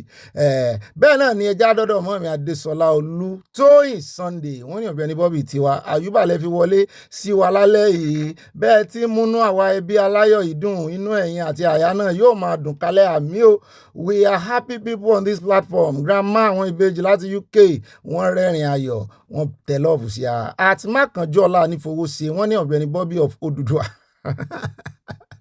àyà Oòduà níbo làwa já sí yìí o àwọn ni wọ́n mọ ibi tí wọ́n ń lọ Yorùbá Nation November Mama Ayo from Dallas Texas wọ́n tẹ lọ́ọ̀sì àti nǹkan panu ẹ̀dọ́gbọ́n ṣàbòsí ẹ̀fọ́ Oòduà ṣàbòsí ń bẹ̀ máa mi Josephine Aláwìyé wọn ní ìbànújẹ́ gbẹ́rù ẹ o Nàìjíríà ní Nàìjíríà àánú ni àwa ń tọrọ lórí Yorùbá Nation mo bá yín ṣe ń jẹ ẹlẹ́dàá wa ṣe ìdájọ́ fún àwọn ajẹgúdújẹrá olóṣèlú tó ń dààmú dànù lẹ́kọ̀ọ́ tó ń dààmú àmẹ̀kúnnù Yorùbá Nation going back soonest from London Obi àti ayé ẹkú iṣẹ́ blessed wọ́n tẹ lọ́ọ̀sì àti nǹkan panu you are blessed too mọ́ mi.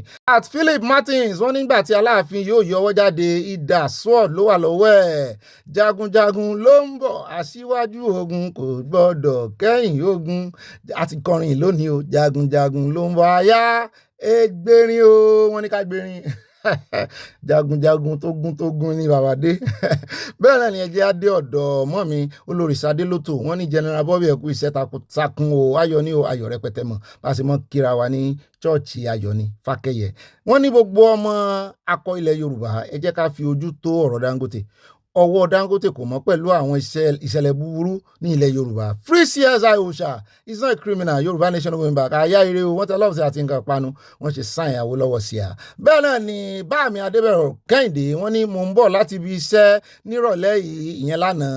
Bí a ṣe dé toll gate Ọ̀tà níbẹ̀ láti bá tírélà Dangote tó tẹ ọ̀kadà kan mọ́lẹ̀ tó sì dí gbogbo ọ̀nà pa, ṣùgbọ́n mi ò mọ̀ bóyá ọlọ́kadà yẹn kú, ṣùgbọ́n ó rún ọ̀kadà yẹn mọ́lẹ̀ wómúwómú tó sì fọ́ divider sí òdì kejì, yẹn divider tó fi ń divide títì. Bẹ́ẹ̀ ni gbogbo epo inú tírélà náà ó dà sílẹ̀ torí táǹkì ẹ̀ fọ́. Ọ̀rọ̀ Dangote fẹ́ àmójútó dáadáa, ẹ jẹ́ kán mọ́ òwòrán yóò fowó pa ìjọba lẹ́nu mọ́. Mọ́ọ̀mí Elizabeth Oníyà Memorial Lujesa platinum member wa ni wọ́n ní Ọ̀gbẹ́ni Bobby Ìrìà, ibà oníròyìn àgbáyé, ibà pọ̀ ìka ti pọ̀jù ní orílẹ̀-èdè Nàìjíríà, kí àwọn àgbààgbà wá dìde láti ràn wá lọ́wọ́. Fúlàní ẹ̀san máa ké lórí gbogbo àwọn tó lọ́wọ́ nínú ikú Mohbad. Yorùbá nation going back, àwọn tẹ love sí a. From Dallas, Texas, wọ́n fi nǹkan panu wọ́n fi sábẹ́ rẹ̀. Bẹ́ẹ̀ náà ni ẹja dọ́dọ̀ at Olúwọlé Bákàrẹ̀, wọ́n ní kì í gbọ́ kì í gbà ní Ṣàngó, ṣé kì í ṣe wípé eégún Ṣàngó ní gun ọba Ọ̀wọ̀ Adé báyìí. Ọọ̀ni la sọ wípé wọ́n ń lọ patí jù, ṣùgbọ́n ṣé kì í ṣe ìdí àgbọn replica ní ọba Ọ̀wọ̀ Adé. Èèyàn mi gan. Ibà Yorùbá Oòduà o, compliment to Àyà Olúwọlé from Dallas, Texas. Ẹnu mi kọ́lẹ̀ ti gbọ́ o. Mọ́mí Dorcas Jálò, wọ́n ní ìbà Ọlọ́run kábíyèsí Agbẹ́yìnga júbà yín o. Màmá mi yin Ọlọ́run lógo ni, àyìn Ọlọ́run pẹ̀lú yín. Àmì Fọlọ́nsọ́ta Adémọ́lá, mo tún pàdé yín bí wọ́n ní Ọ̀gbẹ́ni Bobby Chief Sunday Igboho àjànàkú tí kì í ṣẹrù ọmọdé Igboho ṣà ẹyinjú Olódùmarè. Òkè sísítà tí Olódùmarè rán wọ́n ti táìpò nìyẹn o, tó rán láti wá gba ìran Yorùbá kúrò lóko ẹrú. Igboho ṣà wàá ṣàṣeyè lágbára Ọlọ́run. Yorùbá nation no going back. Orí love tẹ́tẹ́ sí àti nǹkan panu at Mọ́mí Dọ́lápọ̀ Ikins from Dallas. Wọ́n ní Ọ̀gbẹ́ni Bobby mi nítòótọ́ Ọlọ́run á bá wa yanjú ìjà ọba méjì yìí o. They don't need this drama at all. Ilẹ̀ Yorùbá fẹ́ togetherness bẹ́ẹ̀ ni.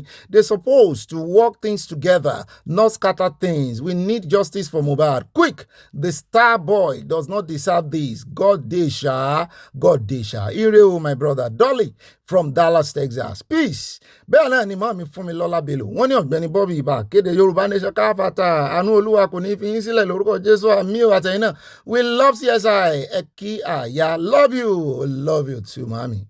Mọ́mí Yẹmí Ìgè, wọ́n ní Ọ̀gbẹ́ni Bob, ǹjẹ́ gbọ́ nípa awuyewuye tó ń lọ pé wọ́n arrest ìyàwó Àpábíò nítorí pé ó sọ pé kì í ṣe ọkọ òun lòun rí allegedly. Ẹ wádìí rẹ̀ bóyá fake tàbí òótọ́ ni o. Láyọ̀ la ó pàdé lọ́la o, àmì o. Mọ́mí mi náà yọ ìròyìn yẹn gbọ́ tán sọ wípé ó ní ọkọ òun bí ṣe ń rìn tẹ́lẹ̀ kọ́ lélẹ́yìí, kì í sọkọ òun lélẹ́yìí, ṣùgbọ́n mi ò gbọ́ kán arrest ìyàwó rẹ̀. Mo fẹ́ kí káwádìí ìròyìn yẹn fínífíní ni kí n tó sọ̀rọ̀ lé lórí. Bẹ́ẹ̀ náà ni ẹsẹ̀ Mọ́mí, bẹ́ẹ̀ náà ni at Margaret Ìbíjọkẹ́, wọ́n ní ẹ kú iṣẹ́ ìlanilọ́yẹ̀. Mọ́mí Ọlọ́run ní ṣiṣẹ́ rẹ̀ lọ. Wọ́n ní ìjọba Nàìjíríà kò ní nǹkan ṣe rí níbikíbi lọ́nà kọ̀nà. Ó dá ẹjẹ́ àdọ́dọ̀ Mọ́mí Abẹ́ Akínṣe mọ́yìn ìyáálé. Wọ́n ní Ọ̀gbẹ́ni Bobby ó ṣeun. Ibà bó ṣe ń lọ, kódà àwọn ìròyìn míì kò mú ẹ̀rín wá rárá, àyàfi àwàdà rẹ̀ yìí náà ni ó máa ń pa mí bí ọtí pẹ̀lú èdè abínibí yìí o. Ó ga o Mọ́mí, àgbàdùn ara wa dọ́ba. Àṣẹ ìbẹ̀rẹ̀ ni àbá àti ẹ̀tí ìbẹ̀rẹ̀ rárá. Báàmí Akínyẹmí ò ní ẹkú ọjọ́ mẹ́ta, wọ́n ń bínú wọn lábèrè àwọn. Ẹ mọ́ bínú. Owó tó kí ọ̀hún ní òjì àárí tìsàlẹ̀. Bẹ́ẹ̀ náà ni wọ́n ní ẹ̀lú Ọ̀gbẹ́ni Bobby sí àlàáfíà ní ẹkú àìrí ní àbèrè ẹni ò ọba òní kò bẹ́ nìkan jà, Aláàfin ló ń jà. Wọ́n ní ẹni bá ṣe bí àgbààgbà kì í sọ̀rọ̀ bí èwe. Wọ́n ní Ọ̀ọ̀ni làgbà tọ́ sí onísùúrù ló lè to ìlú. Gbogbo ilé ẹ̀kọ́ ọjọ́ mẹ́ta Yorùbá nation, ilé kókó ń tagbe. Akínyẹmí òní from Kansas City, USA. Báàmí ọ̀dà fún yín. Mọ́mí àárín adé àdín fakọ́tì wa, wọ́n ní hello Mr. Bobby, mọ́mí mò ń jẹ́. The use of WhatsApp is also prohibited in China. May God Almighty help our country. Ẹ kú iṣẹ́ o, wọ́n tẹ lọ́ọ̀ sí a. Ṣé ti ẹ̀ rí àwọn social media yẹn náà? Ìdààmú dààbò ti ń dalẹ̀, ó fẹ́ ju rere tí ń ṣe lọ. mọ́ mi àná ń sùn wọ́n ní gbogbo ilé aláyọ̀ ẹ bá mi dúpẹ́ lọ́wọ́ Ọlọ́run ọ̀la ní ọjọ́ ìbí mi yẹn ò ní wọ́n tẹ lọ́ọ̀sì àti nǹkan panu òjò àdúrà àbí ká mọ́ dúpẹ́ ni ó rẹ̀ ẹja fi sọpẹ́ ẹja fi àdúrà tá a fẹ́ gbà fún ẹja fi sọpẹ́ torí bàbá dúpẹ́ ti ọdún yìí Ọlọ́run ó gba àdúrà wa automatically adúpẹ́ olúwa lórí ìyá wa Hannah Nsu ìyá wa Paul yes orúkọ kejì tèmi fún wọn nù mọ́ mi ẹ̀ ṣe Paul lọ́dún tí ń bọ̀ ẹ ṣèjú pọ̀ ọ lọ nínú ayọ̀ nínú àlàáfíà nínú ẹ̀mí gígùn ìfọkànbalẹ̀ àìkúbalẹ̀ ọ̀rọ̀ ẹ wo àjọ ní àjọṣe pẹ́pẹ́pẹ́ àníwá yín tí o. happy birthday ó yá gbogbo ilé ẹja sọ pé Paul mọ́ mi ló ní lógo yẹn. mọ́ mi Adésọlá Ọládèjì wọ́n ní Ọ̀gbẹ́ni Bobby ẹ̀yin ni ẹ jẹ́ kí a mọ gbogbo ohun tí ó ń lọ ní Nàìjíríà àti ilẹ̀ Yorùbá ẹ ṣé púpọ̀ gbogbo yín pátá ò ní ṣìṣe kì í bá ọjọ́ kí ọjọ́ mọ́ yọ ilẹ̀ Yorùbá ṣe ọ̀fọ̀ lọ́wọ́ ìjà kọ́ ni ó kàn mójútó ohun tó ń ṣẹlẹ̀ nílẹ̀ Yorùbá ohun tó ń ṣẹlẹ̀ ní apá kan Kwara tó jẹ́ táwọn Yorùbá ó mà ṣe o Ọlọ́run wọnú àwọn bàbá yìí yóò jẹ́ kán ríran kedere ẹ jẹ́ wá dé ọ̀dọ̀ mọ́ mi Victoria Bádéjọ wọ́n ní Ọ̀gbẹ́ni Bobby mi ọ̀wọ́n mọ́ mi ọ̀wọ́n wọ́n ní ẹ kú iṣẹ́ takuntakun àyáńkọ́ àyáwá o wọ́n ní owó ìdákọ̀mù ní house insurance ní Nàìjíríà o ṣùgbọ́n ṣé wọ́n máa fún láńlọ́ọ̀dù lówó nígbà tí nǹkan bá ṣẹlẹ̀ ìyẹn ò lèmi náà ò lè sọ rest my case o Yorùbá nation ó gbé bá kiri wọ́n tẹ lọ́ọ̀sì àti nǹkan panu mo rí wáìn láàrin ẹ̀ bẹ́ẹ̀ náà gbàdúrà sí láàrin pé wọ́n máa san damages yẹn mi ò lè sọ yín ò mọ́ mi. wọ́n ní àmùdá adéọ̀sùn wọ́n ní àfi kí Ọlọ́run gbà fún wa àmì o mi ò mọ̀ tẹ́ gbàdúrà lè lórí ṣùgbọ́n gbogbo ohun tẹ́yàn bá fẹ́ kọ́ Ọlọ́run gbà fún yàn kásàmì sí. Ahmed Akínlábí wọ́n ní bàbá Bobby ẹ kú iṣẹ́ ń bẹ o bàbá mi yọ̀ dà fún yín kò sí jà ń bẹ rárá o Yorùdúà ẹ pa Yorùbá pọ̀ mọ́ Oòduà Yorùdúà láwọn máa jẹ́ tí a bá ti gba òmìnira wa after all nobody knows the meaning of Nigeria wọ́n tẹ lọ́ọ̀bù sí i Yorùdúà ó dà ẹ jẹ́ àdọ́dọ̀ wọn mi títí láyọ̀ lálẹ́ yẹ wọ́n ní yes tó bá mú yes wá nǹkan tó dáa ni àwa náà sọ yes Ọlọ́run sì fi àṣẹ yes sí bẹ́ẹ̀ náà ni Àtọ́lábísí Olúwatóyìn wọ́n ní àwa gorgeous OB mò ń jẹ yẹn náà wà wonderful sí mi ibà gbé wọn débẹ̀ ṣé bí ọmọ Fúlàní ni Dangote bẹ́ẹ̀ ni wọ́n ní ó mọ̀ọ́mọ̀ wá kọ́ iléeṣẹ́ rẹ̀ sílẹ̀ wa alálẹ̀ àmú gbogbo wọn ní lọ́kọ̀ọ̀kan OB ibà kanjọ́ abẹ́ ń kó lórúkọ Jésù ò ní jábọ́ tọmọtaya àti àyàwó mi ò èyí náà ò ní jábọ́ mọ́ mi Yorùbá nation going back ire o láti Midland Texas wọ́n tẹ lọ́ọ̀sì àti nǹkan panu wọ́n bú sẹ́rìn ayọ̀ arábìnrin Oyíndàmọ́lá mo míìsì yín orúkọ yìí mo míìsì yín nínú comment section wọ́n ní bàbá Ọ̀gbẹ́ni Bobby ẹ kú iṣẹ́ takuntakun wọ́n tẹ lọ́ọ̀bù sí ayọ̀dá fún ìmọ̀ mi wọn ní wáyé tí o. Malik TK wọ́n ní I love you my granddad and grandma were from Nigeria I love you too ibo lẹ ti ń bá wa sọ̀rọ̀. ẹ jẹ́ lọ tààràtàrà sí ọ̀dọ̀ mọ́ mi olórí tó kẹsàlámì ẹ̀yìn náà kú jọ mẹ́ta a kú ìpàdé ọlọ́mọ orílẹ̀-èdè sáà wọ́n tẹ lọ́ọ̀fù sí àmọ́ mi we miss you àwọn tá a mí ìsìn bí pọ̀ o tá a rọwọ́ wọn nu kọ́mẹ́sẹ̀ ṣùgbọ́n mo mọ̀ pé wọ́n ń wò wá Ọlọ́run ò ní gbójú lọ́wọ́ yín ẹ já wa dọ́dọ̀ mọ́ mi Mọ̀dínà Solomon wọ́n ní èwe ń bọ̀ o ẹ dákun ẹ má gbingi oró èwe ń bọ̀ àsìkò àwa UT láwa yìí only Mr. Bobby Mr. Bobby lẹ́fìsì yóò dáa fún yín ó yá only Mr. Bobby ìyá mi Mọ̀dínà o another Mr. Bobby is a counterfeit only Mr. Bobby Solomon Mọ̀dínà o mo forúkọ yín náà sí. Fọláṣayọ̀ Ògúndèjì wọ́n ní ó bí ẹkú iṣẹ́ ọlọ́ọ̀kú iṣẹ́ rẹ̀ o wọ́n ní àwọn ọba wọ̀nyí ń fúnra wọn fa wàhálà sí ara wọn lọ́rùn orí ìlú kan ni wọ́n jọba lé lórí kí nìdí tí wọ́n fi ń fi èèyàn kan lásán jẹ oyè lórí Yorùbá tàbí Odùduwà lápapọ̀ dípò ìlú tí wọ́n jọba lé lórí.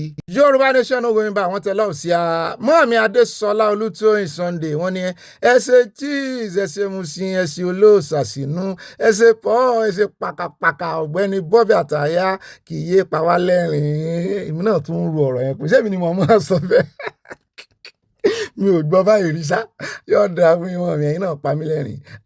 Victoria Modúpẹ́ mọ́ mi ní ṣé tí wọ́n bá sanwó fún insurance secure ṣé tí fire bá ṣẹlẹ̀ ṣé insurance máa sanwó fún wọn ṣé wọn ò ní gbé owó sá lọ insurance Nàìjíríà ẹ wo àwọn insurance wọn dáadáa o nítorí kí wọ́n má bàa gbà yín o tí ó bá di ìgbà tí ẹ bá fẹ́ gba owó yín kí tíátà má ṣẹlẹ̀. Mọ́ọ̀mí Adésọlá Olútóyìn ni mo fi olúwa sí ni. Sunday mo tún pàdé yín bí wọ́n ní a kú ìpàdé ọlọ́mọ orílẹ̀-èdè ẹ̀ka alẹ́ òbí àti àyà. Òkè kọ́mẹ́ǹtì yìí ó ṣáájú gbogbo kọ́mẹ́ǹtì yín tí mo ti kà tẹ́lẹ̀ ṣùgbọ́n bí ló yọjú sí ẹ kú ètò ìlú ọkọ̀ àwa girama àti àwọn òpèkè àyà ń kọ́ o àyà wà mọ́ mi. Wọ́n ní ṣé obì ń ṣètò bó ṣe tọ́ àti bó ṣe yẹ ìbá kéde Yorùbá Nation káwọn bàtà girama àwọn ìbejì láti UK. Mọ́ọ̀mí ẹ ṣeun o girama àti mọ́ọ̀mí Yẹmí Ìgè wọ́n ní òótọ́ lọ̀rọ̀ yín wọ́n lè modify rẹ̀ torí ọ̀pọ̀lọpọ̀ ló ń fi mídíà jẹun tí wọ́n bá dìlítì rẹ̀. Olè yóò tún pọ̀ sí àti ìwà burúkú bẹ́ẹ̀ ni ọwọ́ tó bá dilẹ̀ ní Sátánì ń bẹ lọ́wọ́ ẹ̀. At Sunday olóòtú bá mi ní all these Fulanis are crying for power. They have to wait because when TINUBU leaves, the power goes to Middle Belt. Power goes to Yorùbá Nation. Àti lọ pòǹbẹ̀. Ẹ bá ń fi ìgbàgbọ́ sàmì. Àti dọ́dọ̀ mọ́ mi dọ́kà àzódolú àtúnmíṣe. Wọ́n ní Aláàfin and Ààrẹ Fàájá ní ètò mìíràn. Wọ́n ní ètò mìíràn fún Yorùbá ṣùgbọ́n ọ̀dọ̀ ni wọ́n fẹ́ gbà láti mú ètò wọn wá sí ìmúṣẹ. Ààrẹ Fàájá ti sọ wípé Aláàfin ló máa jẹ ọba lórí gbogbo Yorùbá bíi ti Charles Oduduwa ní bàbá gbogbo Yorùbá tí ayé mọ̀ from Providence, Rhode Island. Ta ní Ààrẹ Fàájá tẹ̀ ń sọ yìí? Mi ò mọ̀ o. Bẹ́ẹ̀ náà ni at bá mi Raimi Yusuf wọ́n ní àbọ̀rúbọ̀ àbọ̀ ìbọ̀ ṣiṣẹ́ bá mi o. Bàbá wa Tinubu ti sùn lọ gbogbo yín. Ẹ bá kú tán ṣé pé wọ́n rán wọn ní Kwara. Àtìmọ́ọ̀mí Olúṣọlá Adébáyọ̀ wọ́n ní òbí ṣé àmì rọ́bà ni tàbí ajínigbé àwọn tí wọ́n tún ń sọ èdè kan náà pẹ̀lú ẹni tí ó wá gba owó ń kọ́ bẹ́ẹ̀ ni Ọlọ́run yóò máa mú. Èmi náà ń wò pé àwọn kan ń sọ èdè Haúsá àbí Fúlàní ń bẹ lánàá pẹ̀lú àwọn èrò tán mú wọn bóyá àwọn yẹn bóyá wọ́n fi bóyá ọ̀rẹ́ láwọn yẹn jẹ́ sáwọn tán mú wọn o bóyá èmi ti ẹ̀rù pé tó ń yí ńlẹ̀ nínú àgbàrá ẹ̀jẹ̀ bóyá òun gangan ní sọ èdè. Narration tán sọ sórí fídíò náà sáà ni wípé ọwọ́ bá ìbọn sì bá ìṣọwọ́ nìkan ló bá. Bá mi àti Ọmọ́táyọ̀ Akínúsì wọ́n ní òbí ẹ̀kú iṣẹ́ ọlọ́mọ ìlú òpònú wo ló máa fẹ́ wá dáṣẹ́ sí Nàìjíríà tí kò sí ààbò àwọn kan mọ̀ ń kó oògùn wọn lọ bẹ́ẹ̀. Wọ́n mi Stella o wọ́n ní àṣírí gbogbo yín ò ní bò ẹ̀yin ọmọ àlẹ́ apànìyàn wọ̀nyí Ọlọ́run á ṣe ìdájọ́ gbogbo yín láìpẹ́ ẹyọ kan láì láàánú mo bá yín fi ṣe ẹ sàmì àmín. Mọ́ọ̀mí Olúfúnkẹ́ Fájímólú ẹkú ọjọ́ mẹ́ta wọ́n ní Bobby ohun tí Dangote kò lè ṣe ní Kano tàbí Kaduna ló ń ṣe nílẹ̀ Yorùbá iṣẹ́ ibi ni ó ń fi mọ́tò rẹ̀ ṣe nílẹ̀ Yorùbá bẹ́ẹ̀ ni o bẹ́ẹ̀ gidi ni. At Kẹ́hìndé Akíntúndé wọ́n ní Bobby ẹkú iṣẹ́ àti orí àṣàkùsẹ̀ yóò dáa fún ìbà mi wọn ní wáìntì. At Adéyínká Adébáyọ̀ wọ́n ní Aláàfin kò ṣe pẹ̀lẹ́pẹ̀lẹ́ he needs humble himself for him to be well respected by the Yorùbás. Bẹ́ẹ̀ ni humbleness yẹn gan-an ló yẹ kán fi dá mi tútù wájú. Fúlàní ilé wọn ń pa àwọn èèyàn everyday in Kwara State. These two obas show indifferences. Yorùbá Nation is a must. Ṣé àmọ́ pàwọn méjèèjì náà ń sọ̀rọ̀ sí ṣá? Bí ìbá ṣe wípé ti Aláàfin tí wọ́n kọjú Ọọ̀ni nísìn àwọn méjèèjì làwọn ọmọ Yorùbá ń sọ̀rọ̀ sí tẹ́lẹ̀. Wọ́n ní Aláàfin ìgbéraga náà fi ń wé taláàfin wọ́n ní ọba Ọọ̀ni náà wọ́n ní wọn ọ̀dà sọ̀rọ̀ Yorùbá wọn náà ń lọ patí. Bẹ́ẹ̀ náà ni àtìmọ́wá Dúpẹ́ Bello wọ́n ní Ọ̀gbẹ́ni Bobby second Ayuba kò ní bàjẹ́ ẹ kú ohun ẹ kú iṣẹ́ ẹ kú ìfojúsọ́nà ilẹ̀ wa ìlú aláyọ̀ Ọlọ́run á mú wa débẹ̀ láyọ̀ àmì o. At White Team wọ́n ní insurance Ule Homes ní Nàìjíríà is another scam for the poor. Ẹ̀rù ń bà mí o Nàìjíríà burú o kí ló dé ní ìlú àbàmì yìí àwọn tán máa kó pọ̀ ìbọn náà máa kọ́ àwọn èèyàn àwọn tán máa kó pọ̀ àbọ̀n ti ṣe insurance ni sí ọ ìjọba gan ní insurance fún rẹ̀.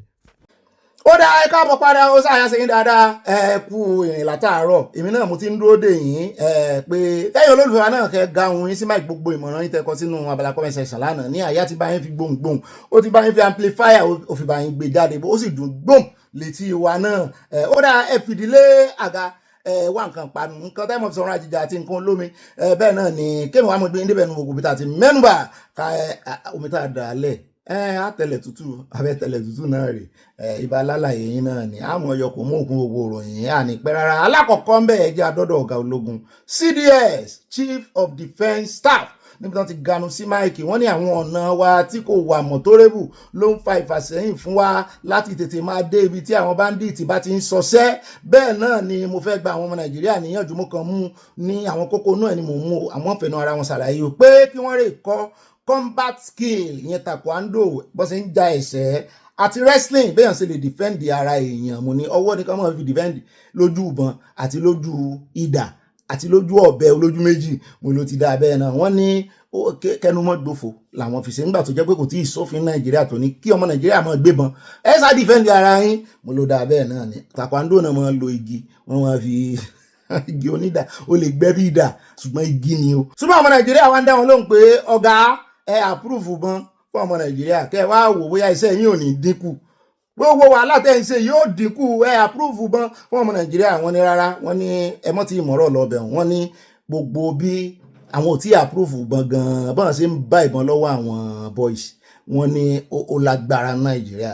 Wọ́n tún wá sọ wọ́n ní àjọ DSS àti NIA wọ́n ti ń ṣiṣẹ́ takuntakun lọ́wọ́ bí wọ́n báwọn ṣe ń sọ̀rọ̀ yìí pé wọ́n máa fi orúkọ àwọn tí ń ṣagbátẹrù agbésùnmọ̀mí síta láìpẹ́, àwọn tí ń ṣe financial fún wọn pàápàá jùlọ àwọn tó ń kówó lẹ̀ wọ́n náà máa dárúkọ wọn. Wọ́n tún wá mẹ́nu bà ọ̀rọ̀ Simon Ekpa. Wọ́n ní àtìgbà tí ọwọ́ ti bà Simon Ekpa ní Poland, wọ́n látìgbà náà ni ilẹ̀ Ìgbò ti ṣẹ́tù, gbogbo síta tó ń para wọn ló ti ṣẹ́tù, wọn ní kò sí ní tó jọ bẹ́ẹ̀ mọ́, wọn lòun ló ń dárúgúdù lẹ́ o, mo ló ti ẹ̀dá bẹ́ẹ̀ nítorí gbogbo ẹ̀sùn tẹ́ fi ń kan Nnamdi Kanu tẹ́lẹ̀ bóyá ẹ ti dà sórí Simon Ekpa báyìí. Ẹ já fún wọn lọ́rọ̀ sọ kan fẹnu ara wọn sọ, ọ̀gá ológun ni ọ̀rọ̀ wọn. Mo ti fẹ́ gbọ́rọ̀ tán fẹ́ sọ lórí ká mọ̀ defend ara wa kárí mọ́ kọ́ taekwondo. You know, criminals work together. They've synergized their efforts together, both the bandits and the terrorists working together because one, a common goal. They want to make money. They want to just make sure that the communities are not suffering for whatever reason. And again, some part of politics. You know, some individuals don't also want, when there's peace, it shows that the government is doing well. And when there's no peace, it shows the government is not doing well. And I mean, you realize that last year we had the least number of deaths throughout last year. Then how come this year, then suddenly everything has spiked up because politics is coming in, elections are coming in. So you cannot rule out the fact that some people are also controlling them, making sure that they show that there is no peace. Makes Nigeria ungovernable and discredit the government. But you see, the funny thing is that how will you want to govern people that you want to kill? Or how do you want to kill the people you want to govern? What do you gain from it? Are you not able to identify these political elements who are using security as a political tool? Yeah, you know, work is in progress. Let Nigerians know that. Yes, people should not vote for people who want to work is in progress. So that they can get advantage. They don't care what happens. I can tell you the DSS, the NIA, the NFIU, DIA are all working assiduously to ensure that. And again, because it has to do with the legal system. Sometimes legal intercepts, you take it to court, it's knocked out. What reason? One reason or the other. Again, this brings us to the legal system. We have to also review our legal because some of the punishments and prosecutions are too we need a special security tribunal. Look as if it's the military kind of say we're in a democracy. So maybe if we have special courts that will treat cases as quickly as they are. Sẹ́mi nìkan ni mo gbọ́n tí ọ̀gá ológun sọ. Alákọ̀ọ́kọ́ wọ́n ní àwọn olóṣèlú wọ́n náà gangan náà ń da ìlú rú.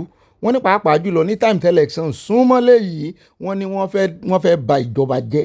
Ìtumọ̀ ẹ̀ náà ni wípé àwọn ni wọ́n wà nídìí gbogbo bandits gbogbo terrorism torí wípé kán lè sọ fún àwọn èèyàn, kán lè fi campaign, kán lè sọ fún àwọn aráàlú wípé ẹ wo ẹni tó ń ṣèjọba lẹ́yìn lórí kò mójútó security, kò mójútó ìlú. Wọ́n wá ń bi wọn wípé kí ló dé tẹ̀yìn náà tó máa ń le dandan fún yín, yín máa ń pẹ́ yín láti mú orúkọ àwọn aráabí ìjáde tí ń ṣe agbátẹrù ebi iṣẹ́ yín ni. Ṣùgbọ́n nígbà tọ́gá ó dáhùn wọ́n láwọn ń ṣiṣẹ́ lé lórí. Àwọn náà wá dọ́gbọ́n tẹnu àbùkù lu judicial system. Wọ́n láwọn gan-an wọ́n ní wọ́n ń fa iṣẹ́ àwọn sẹ́yìn. Wọ́n nítorí wípé àkọ́kọ́ wọ́n bá gbẹ́jọ́ lọ bẹ̀ yìí máa falẹ̀. Ẹlẹ́ẹ̀kejì gbogbo àwọn ìjìyà tó wà fún àwọn bandits àwọn agbésùnmọ̀mí wọ́n ní kò tẹ́ àwọn lọ́rùn, wọ́n ní kò halẹ̀ tó bí kan fìyà gidi jẹ wọ́n ní tán bá lè mọ̀ dá kán bá fáwọn láàyè kàn dá ibi ẹjọ́ tàwọn military court kàn dálẹ̀ kàn tètè mọ̀ sí ẹjọ́ yẹn ní pápápá. Ṣùgbọ́n ẹ̀yin náà slow, ẹ̀yin tẹ́ ń fẹ̀sùn kan lé ẹjọ́ pọ́n slow, ẹ̀yin náà slow. Orúkọ èèyàn mélòó lẹ ti mú jáde? Àwọn financial ìjọba ló wà ń bẹ̀, àwọn kan ní àwọn olóṣèlú ló wà ń bẹ̀, àwọn olórí ló wà ń bẹ̀. Ǹjẹ́ mélòó nú wọn lẹ ti mú orúkọ wọn jáde tẹ́ ẹ sì ti prosecute wọn? Ẹ mọ̀ sọ pé ẹjọ́ slow, ẹ ti ẹ̀ mú wọn lọ lé ẹjọ́ náà kárí wọn kí ọmọ Nàìjíríà fojú rí àwọn tí wọ́n ń kówó sídìí agbésùnmọ̀mí. What is the latest on Simon Ekpa? Yeah, I think he's still been prosecution. He's still undergoing prosecution in Finland, and so we're hopeful. And you can see, because when we talked about him, people felt we were just making but since he had been arrested, Southeast is getting better. So the likes of him, we're going to go after them wherever they are, and whatever it takes, we will bring them. And that's why the Ansaro guys too is a good win for all of us. Other ones who are following that, other ones that we don't talk about, we also look at them and be able to pull them out. And I think clearly we'll do that. And in order to achieve more, because no nation is an island, we are also organizing our African Chief of Defense Staff Conference starting on Monday, where all the Chiefs of Defense Staff in Africa, for the first time coming to Nigeria for us to discuss, because we see that these incidents are not respecting anyone. Mozambique, you can understand it. Mozambique is facing issues. Ghana is beginning to face issues. Burkina Faso, Mali, and all other areas. So it's important that we come together as brothers and sisters, discuss our problems, and provide solutions. Not only in this government, about the announcement of terrorism financiers in this country. Why is it difficult to name names? Those who are financing terror in this country. Well, I think the process is on. I mean, for this government, I can say that just last week, the Attorney General and other ones have gone to Giwa to go and check, because it has to do with a lot of legal issues. And because, again, it has to do with international connections. Some of them have funds coming from outside. We cannot do anything from within. So we know that. We know some of these elements. Yeah, like the ones, the local ones. The local ones, what they do normally is they try to employ a few individuals, provide motorcycles to them, something to do, and those ones are remitting funds daily into some accounts. Really? Yeah, so it's been tracked. Those are issues. All the monies they get from the government go into... So they try to circulate this money, and that's why it's important for us to be able to track those. And the NFIU has been doing so much. There is so much going, apart from the intelligence setup, the financial links are also being followed. True and true, and arrests have been made, and I can assure you that the Attorney General of Federation, the NSA are all working seriously to ensure that we address those issues. Ó náà lẹ ti bá yẹn ẹja kó ń bẹ gbogbo advice tán náà ní fún yín òun náà nù ẹja wá lọ tààràtààrà sí ọ̀dọ̀ bàbá tó ń sọ̀rọ̀ lẹ́ẹ̀kan pé Nàìjíríà máa pín ti gbóyà wọ́n ń fọwọ́ sọ̀yà ni wípé bó pẹ́ bóyá láìpẹ́ láì jìnnà wípé gbogbo àwọn tó ń béèrè fún òmìnira gbogbo wọn náà máa mórí yọ wọ́n sọ̀rọ̀ nípa Biafra wọn mẹ́nubà Yorùbá nìsan ọmọ Yorùbá sì ni wọ́n kí wá lórúkọ wọn Adéníyì ló kọ wọn mi ò tiẹ̀ mọ̀ wọ́n rí tẹ́lẹ̀ wọ́n ní kọ̀wé ni wọ́n ní wọ́n ń kọ ségè nínú ìwé kíkọ akọ̀wé kọ̀wúrà bẹ́ẹ̀ náà ni wọ́n dìfẹ́ǹdì bàbá wa Awólọ́wọ̀ gẹ́gẹ́ bí ọmọ Yorùbá gidi pẹ̀lú ẹ̀sùn táwọn ọmọ Ìgbò ń fi kàn wọ́n wípé ọ̀dàlẹ̀ balẹ̀ lọ ni bàbá àwọn kì í ṣe bàbá tiwa nọ́mbà wí wọ́n láwọn náà ń dalẹ̀ ara wọn pé ẹ mọ̀ imagine o pé wọ́n ń fẹ̀sùn kan Awólọ́wọ̀ lórí ogun Biafra ogun abẹ́lé pé àwọn náà gbàbọ̀dẹ̀ àwọn náà sọ pé kọ́mọ kò ń jẹ wá sọ́dọ̀ àwọn ọmọ wọ́n ti gbàgbé wípé second in command nígbà náà bíi igbákejì ààrẹ ni bàbá Awólọ́wọ̀ sígò wọn ipò tán dìmú pé wọ́n sì lè ṣe lòdì pé Nàìjíríà náà máa gbèsè lẹ́yìn gbogbo bí ó ṣe dá torí ẹ̀mí ìṣọ̀kan sì wà lára wọn gbà náà ẹ̀mí ìṣọ̀kan sì wà wọ́n sì inú wọn sì ń dùn lórí wọ́n ń yayọ̀ independence tán jọ gbà pé gbogbo àwọn làwọn jọ gbà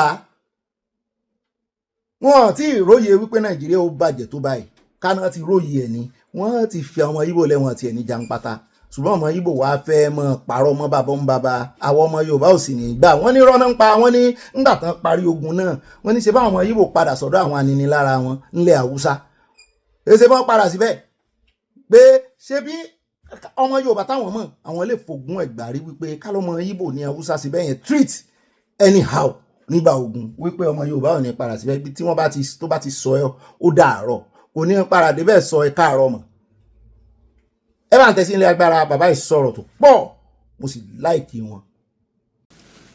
Did the Igbos miscalculate at some point in the history of Nigeria? No. Well, as far as the war was concerned, it wasn't miscalculation. The war was not necessary. They shouldn't have gone to war. But they were provoked. Igbos had no choice but to go to the war. They had no choice other than to fight, to defend it, to defend humanity.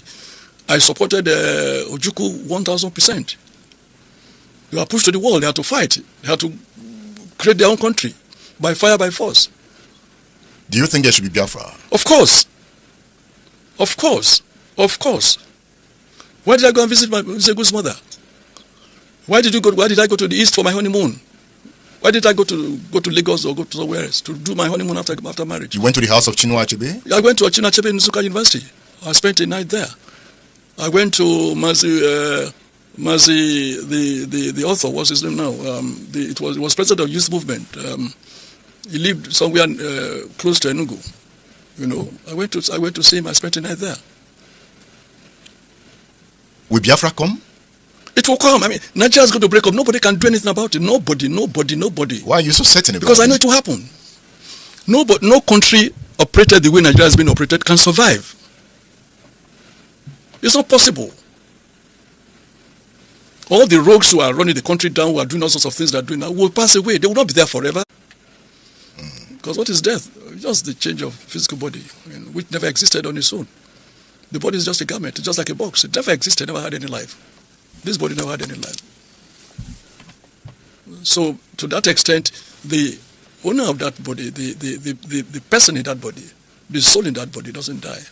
And as I say, it can never die. Awolowo will never die. Where's Awolowo now? It's with us. It's in the continuum. It's going on. I mean, Awolowo is mentioned every day. In one form or the other. Such people don't die. That was a man you also worked with at some point. I did, and I loved him. And I still love him. But you quarreled with him at some point. I did, of course I did. And you gave him a piece of your mind. Oh yes, in a terrible way. I mean, the way nobody has ever dared look in his face. And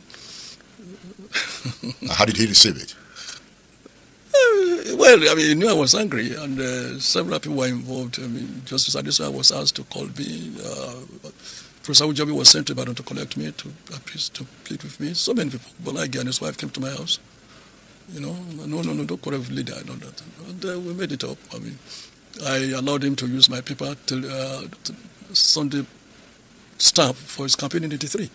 We became good friends again. In any case, my father's second wife is Awolowo's niece, so I couldn't have quarreled with Awolowo. Who was he? What was unique about him? If it were in the days of Shango and Obatala, I mean, Awolowo should have been deified. He did more to the Yoruba than any of the gods they are talking about. So what's stopping us from making him a god? Because since Shango, the last of the Yoruba deities, they've not created another deity. That's all. So what's stopping us from creating new deities? Well, I've created him. I call him an Orisha. For me, he's a deity. Awolowo is a deity? Yes, he is. What makes him a deity? His extraordinariness, his intellect, his courage, his service, his selflessness, his vision and visionariness. The man who saw 1 million years ahead of him. The man who was feared by death. Death was afraid of Awolowo. He was that powerful. He was that great. Was it a mistake to have sent him to prison? Well, political imprisonment. It wasn't a mistake for those who did it. It was sharing news to them. And Nigeria paid for it? Oh yes, and we are still paying for it. If Awolowo had become president in 1979, we won't be where we are today. He meant well for Nigeria. He meant well for humanity. He was a people's man. He meant well for the Igbos? He meant well for everybody. If he didn't mean well for Igbos, he won't make Igbo man his running mate. That was after the war? No, in 79. He made this, if he didn't like them during the war or after the war, how could he make his running mate an Igbo man? You know, some Igbos are angry that during the war, he was the finance commissioner of Nigeria. Yeah, and number 2 man. And number 2 man. Yes. Some said he made the argument that hunger is a legitimate instrument of war. Yeah, but that's a known fact anywhere in the world. Hunger is, starvation is a legitimate weapon of war. I mean, and it wasn't the head of state. And in any case, like I argued with one of my friends, I have a lot of people friends, quite close friends, like I mentioned, Ubiozo and so many of them. Why should they continue to make friends with people who never regarded them as human beings? Not even as recent as some 80 years ago, or even 4 years ago, 80 years ago, thereabout, Buhari was calling them a dot in a circle. You know. What is the character of the Igbos to make them to continue to go to Kano, to go to Jos, to go to Zaria, to go to such places? Perhaps the character of one Nigeria? No. Greed, commerce and all that. And being, I hate to say, they must have approved of their way of life. They must have approved, they must have seen some kinship in such people. So you're saying that on a good day after what happened before the war and after the war, no Yoruba man will go back to where their wives and children were treated the way the Igbos were treated. No Yoruba man will ever go back there. None. I can say that with all authority at my disposal. But the Igbos went back? Yeah. And now some of them are calling for Biafra? Yes, I know. Some of them, yes.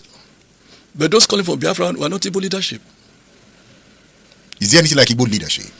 There must be. I mean, every culture must have some people they defer to. But you know, I know Igbos are Republican, I know that. Yes, and they are self-allied. I know that, but they still respect some people. I mean, they respect their grandparents, they respect their parents. I don't buy the stupid talk that an Igbo man will wake his mother up by kicking her in the ass. No, I went there. They shifted to the east. I went to the east. I saw that even the Igbo girls couldn't even smoke in their father's houses. Yeah. I found that an Igbo woman will not bring a boyfriend to sleep with her in her father's house. I found that out. And we didn't know that in the West here. I found serious moral rectitude among the Igbo girls. So the point is that Awolowo didn't hate the Igbo. Never. He didn't. I mean, this woman, Odumadu, was the leader of the woman leader of the. ọ̀rọ̀ pọ̀ nínú ìwé kọ́bọ̀ wọ́n ti sọ pé òǹkọ̀wé ni bàbá yìí ẹjọ́ ṣé bàbá Awólọ́wọ̀ lọ́dọ̀ sí ṣé ẹ lè pè wọ́n ní òrìṣà ẹni òrìṣà dá wọ́n ní yàtọ̀ sí pé àwọn lè pè wọ́n lórìṣà wọ́n ní akíkanjú ni òòṣà ni bàbá lọ́dọ̀ tí a náà o wọ́n nítorí wípé lẹ́yìn ìgbà tí Ṣàngó tí Yorùbá gbà wípé àwọn Ṣàngó ló jẹ́ òrìṣà tó kẹ́yìn nílẹ̀ Yorùbá èmi ò tiẹ̀ gbọ́ rí èyí mo sì ń gbọ́ wípé lẹ́yìn Ṣàngó kò sóòṣà míì mọ́ wípé bàbá Awólọ́wọ̀ ló yẹ kán mọ̀ pé lóòṣà pé lọ́dọ̀ táwọn àwọn ń bọ̀ bàbá Awólọ́wọ̀ ní oúnjẹ àwọn ará bíi wọn tún ní èèyàn lẹ ń bọ̀ ṣùgbọ́n wọ́n ní bàbá Awólọ́wọ̀ wọ́n ṣe gudugudu méje yàyà mẹ́fà wọ́n ní wọ́n ṣe ní tí òrìṣà mi ò ṣe wọ́n ní gbogbo àwọn òrìṣà náà rèé mo ní èèyàn ni wọ́n ṣùgbọ́n ẹni òrìṣà dá ni wọ́n so nídìí èyí bàbá Awólọ́wọ̀ wọ́n ló sà ní wọn o lọ́dọ̀ àwa Yorùbá ṣé ẹ gbà bẹ́ẹ̀ àbẹ́ ẹ gbà bẹ́ẹ̀. sẹ́yìn náà ti ní gbogbo ọ̀rọ̀ tó ń fa tó fẹ́ wọn pamọ́ bàbá wa Awólọ́wọ̀ àwa là ní gbà o torí intention ló ṣe kókó intention tí bàbá fi ṣe kinní yẹn ni wípé kí gbogbo àwọn jọ fìmọ̀ ṣọ̀kan ẹ̀yin tẹ́ ẹ sì ń jagun abẹ́lé tẹ́ ń bá Nàìjíríà jagun náà kì í ṣe pé ẹ̀yin náà ò pa ọmọ Nàìjíríà interest Nàìjíríà sì ni bàbá dúró lé lórí ńgbà náà ṣùgbọ́n àti gbọ́n ní ìṣe ẹ̀bọ̀ ló fẹ́ lọ ẹ̀rí bàbá yẹn wọ́n ti ń fọwọ́ sọ̀rọ̀ pé Nàìjíríà máa pín gbogbo indices tí wọ́n cite gẹ́gẹ́ bí àpẹẹrẹ wípé ìlú ò lè máa ṣe báyìí máa doríkodò máa rìváàsì ojoojúmọ́ rìváàsì pé ìṣẹ̀lẹ̀ tí ń ṣẹlẹ̀ nínú Nàìjíríà ó strange kì í ṣẹlẹ̀ ní ìlú mi pé bẹ́ẹ̀ bá ti wá rí orílẹ̀-èdè tìrú ẹ̀ tí ń ṣẹlẹ̀ pé kẹ́ẹ̀tì mọ̀ wípé ìlú yẹn ti ń ró láròjù ó ti ń dún ládùn jù tó fẹ́ ya ó ṣetán tó fẹ́ ya nù olódà à ń retí kó ya pẹ́rẹpẹ̀rẹ kó mọ̀ sí rán ẹ jẹ́ kó bẹ́ẹ̀ já wa lọ sọ́dọ̀ àgbẹnusọ ààrẹ lórí tí ń bá wọn ṣiṣẹ́ pọ̀ lórí ẹkọ́nọ́mì Fasua tó sọ lọ́jọ́ sí wípé $1 tó jẹun èèyàn ó tún gara lé lórí ó tún sakọrí ilé àná lórí $1 Nàìjíríà ó jẹ àjẹyó àti àjẹsẹ́kù ọ̀dà yẹn fọ́ni wọ́n tún ti Kanu sí máìkì wọn náà fẹ́ dìfẹ́ǹdì ààrẹ ọ̀gá àwọn wípé àwọn gbọ́n ìròyìn láwọn kan ń gbé káàkiri pé àwọn kan ò tí ì san 70,000 pàápàá jùlọ àwọn gómìnà kan pé kò tó wọn àwọn gómìnà kan ò tó bẹ́ẹ̀ gbogbo wọn náà ń gbowó pé gbogbo wọn náà ń gba owó ribiribi táàrẹ tán lórí ọ̀rọ̀ subsidy tàn yọ ó ṣàìtì ẹ̀sàmpù bẹ́ẹ̀ náà ló ń dìfẹ́ǹdì ààrẹ defensive kini rẹ̀. The report notes that the new wage pegged at about $47, that's $47.90 per month, had lost its value due to the naira trading at over 1,500 naira to the dollar.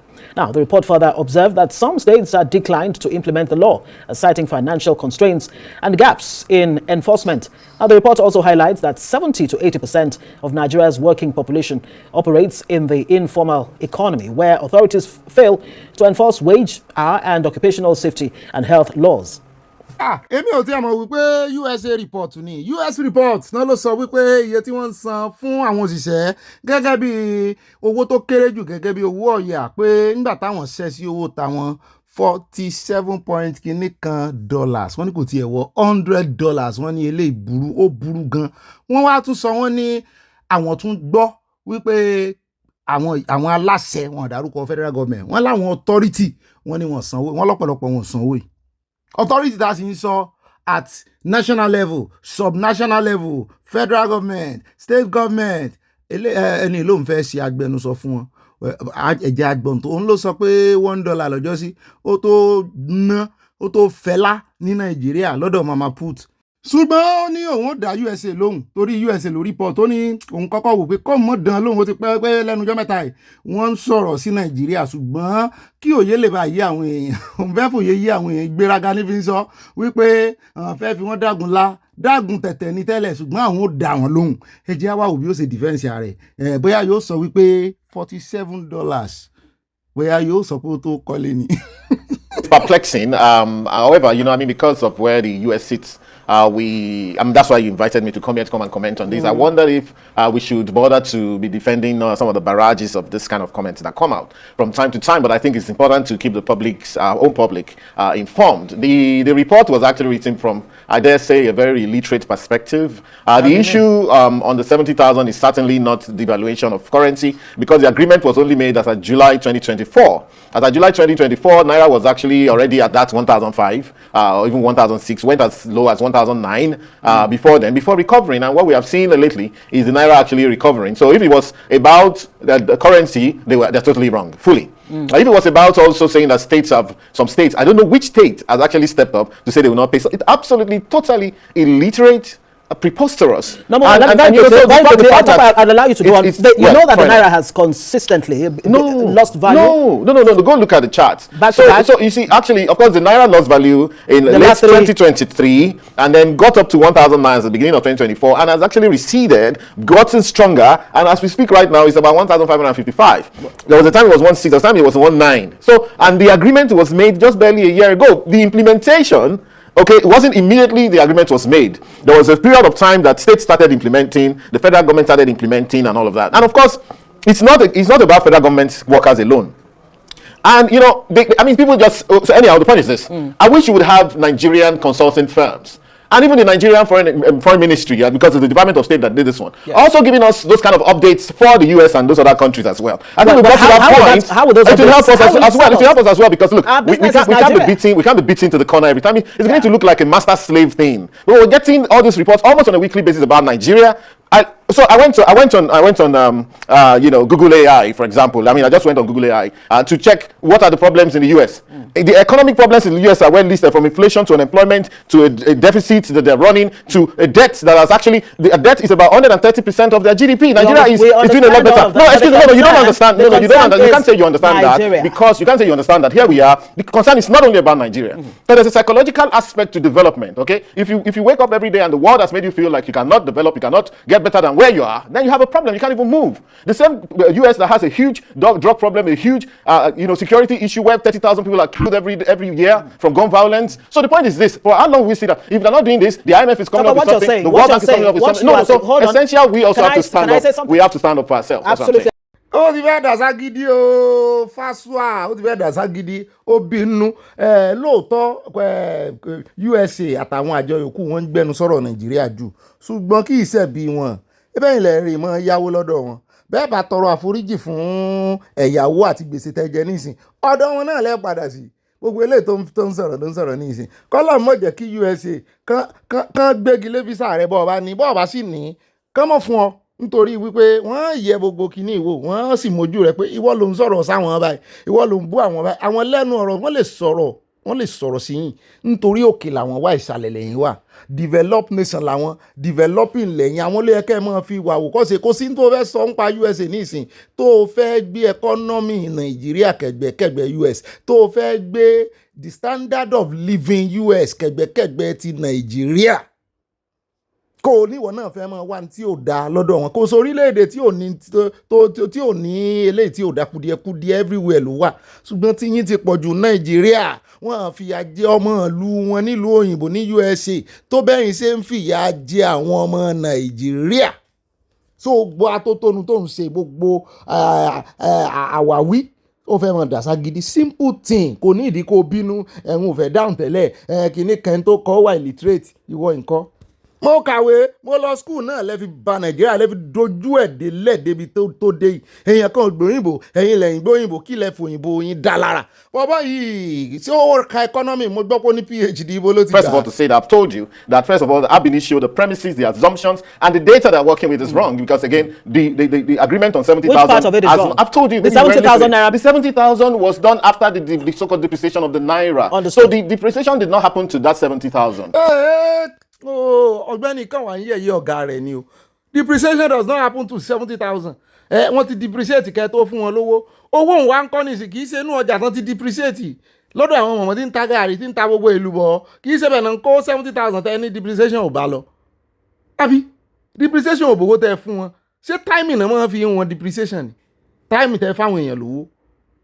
ẹ wá ní depreciation wọ̀ kínní kan ò wọ́n ó máa ṣe o àfi gbogbo index orí ibú tó máa kọ́nù ìwé náà ni òun náà fi báyẹ̀ Nàìjíríà jẹ́ débi tó dé wọn mọ nǹkan kan so ìwọ náà ń tẹnu àbùkù bá US ò ń tẹnu àbùkù bá IMF tí ń yá yín lówó ó dáa ọ̀gá rẹ̀ ló fẹ́ kó bá. How well they have done it is a different thing. For me, I think some people have just said, okay, 35,000 is where we're coming from. Just add 35,000 to everybody's salary. That's not the way to do this. What they should do is if we're adding 35,000 to the lowest person, which is the lowest, maybe the cleaner in the office, everybody else must get commensurate, not the same 35,000. So some people will get 100,000, some people will get 50,000, some people will get 70,000, and then it becomes equitable across the line, and that's what we should do. And I'm still in that vanguard to ensure that this is done right. So if they're saying that we did 70,000, we now devalue, they are wrong. If they're saying that the states have refused or some states have refused, they are wrong as well. Okay, because in fact, you remember that every state is getting about ×3 what they used to get as a 2023. So the issue is not even. But even inflation has scraped. You know, in terms of now value you're of talking. that, Now you're talking. Does the report talk about inflation? No, you're the one offering me that. So an intelligent report will be